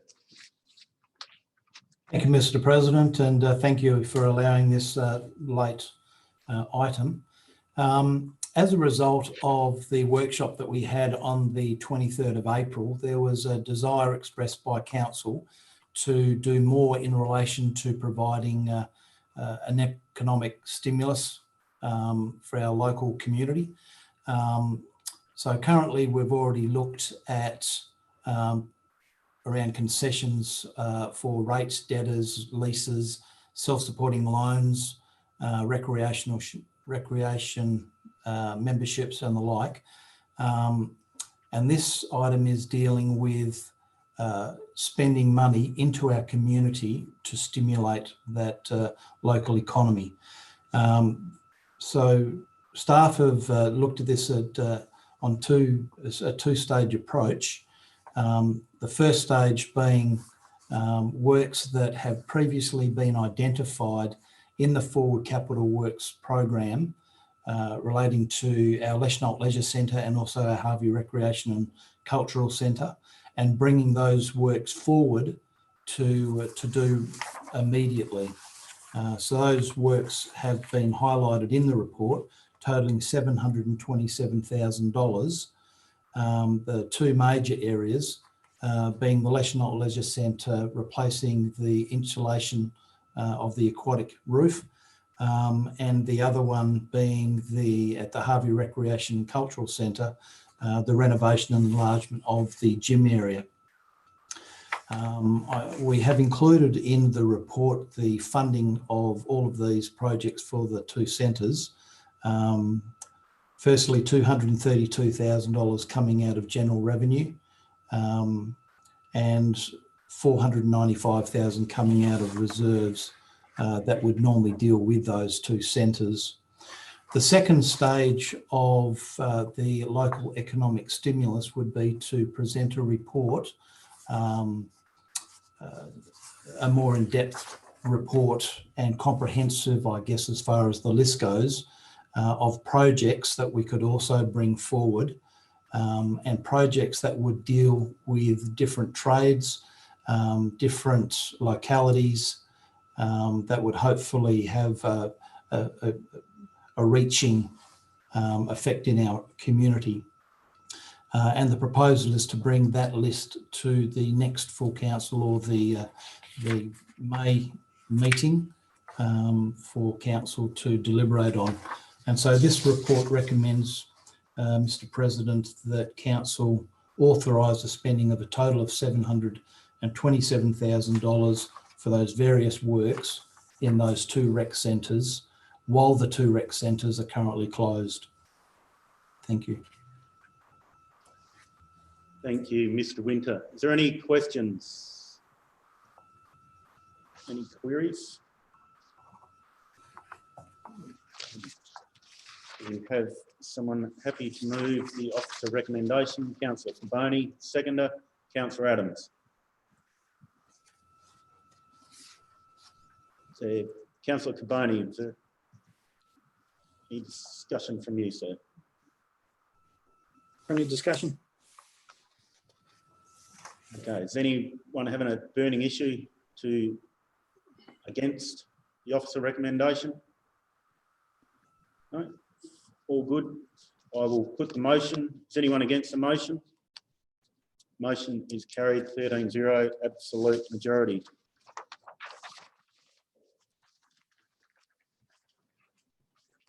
Okay, item 19, matters behind closed doors, is nil. Just before we end the meeting, we will undertake a final roll call, and I hope that the fines master has got the list done that will carry over to the next in-person meeting. So I'm here, Councillor Adams, Councillor Beach, Councillor Boylan, Councillor Bromham, Councillor Burgoyne, Councillor Campbell, Councillor Caboni, still in Parliament, Councillor Coleman, Councillor Dickinson, Councillor Jackson, Councillor Lovett, I hope you finished the ironing, Councillor Simpson, Ms Reardon, Mr Lotsnicker, Mr Stewart, Mr Hall, Mr Winter, Mr Duke and Ms Peterson. Oh, Pauline, yeah, there you are, you're in the centre. Okay, thank you, councillors. declare the meeting closed at 6:18 and thank you all for your attendance. Have a great evening. Thank you.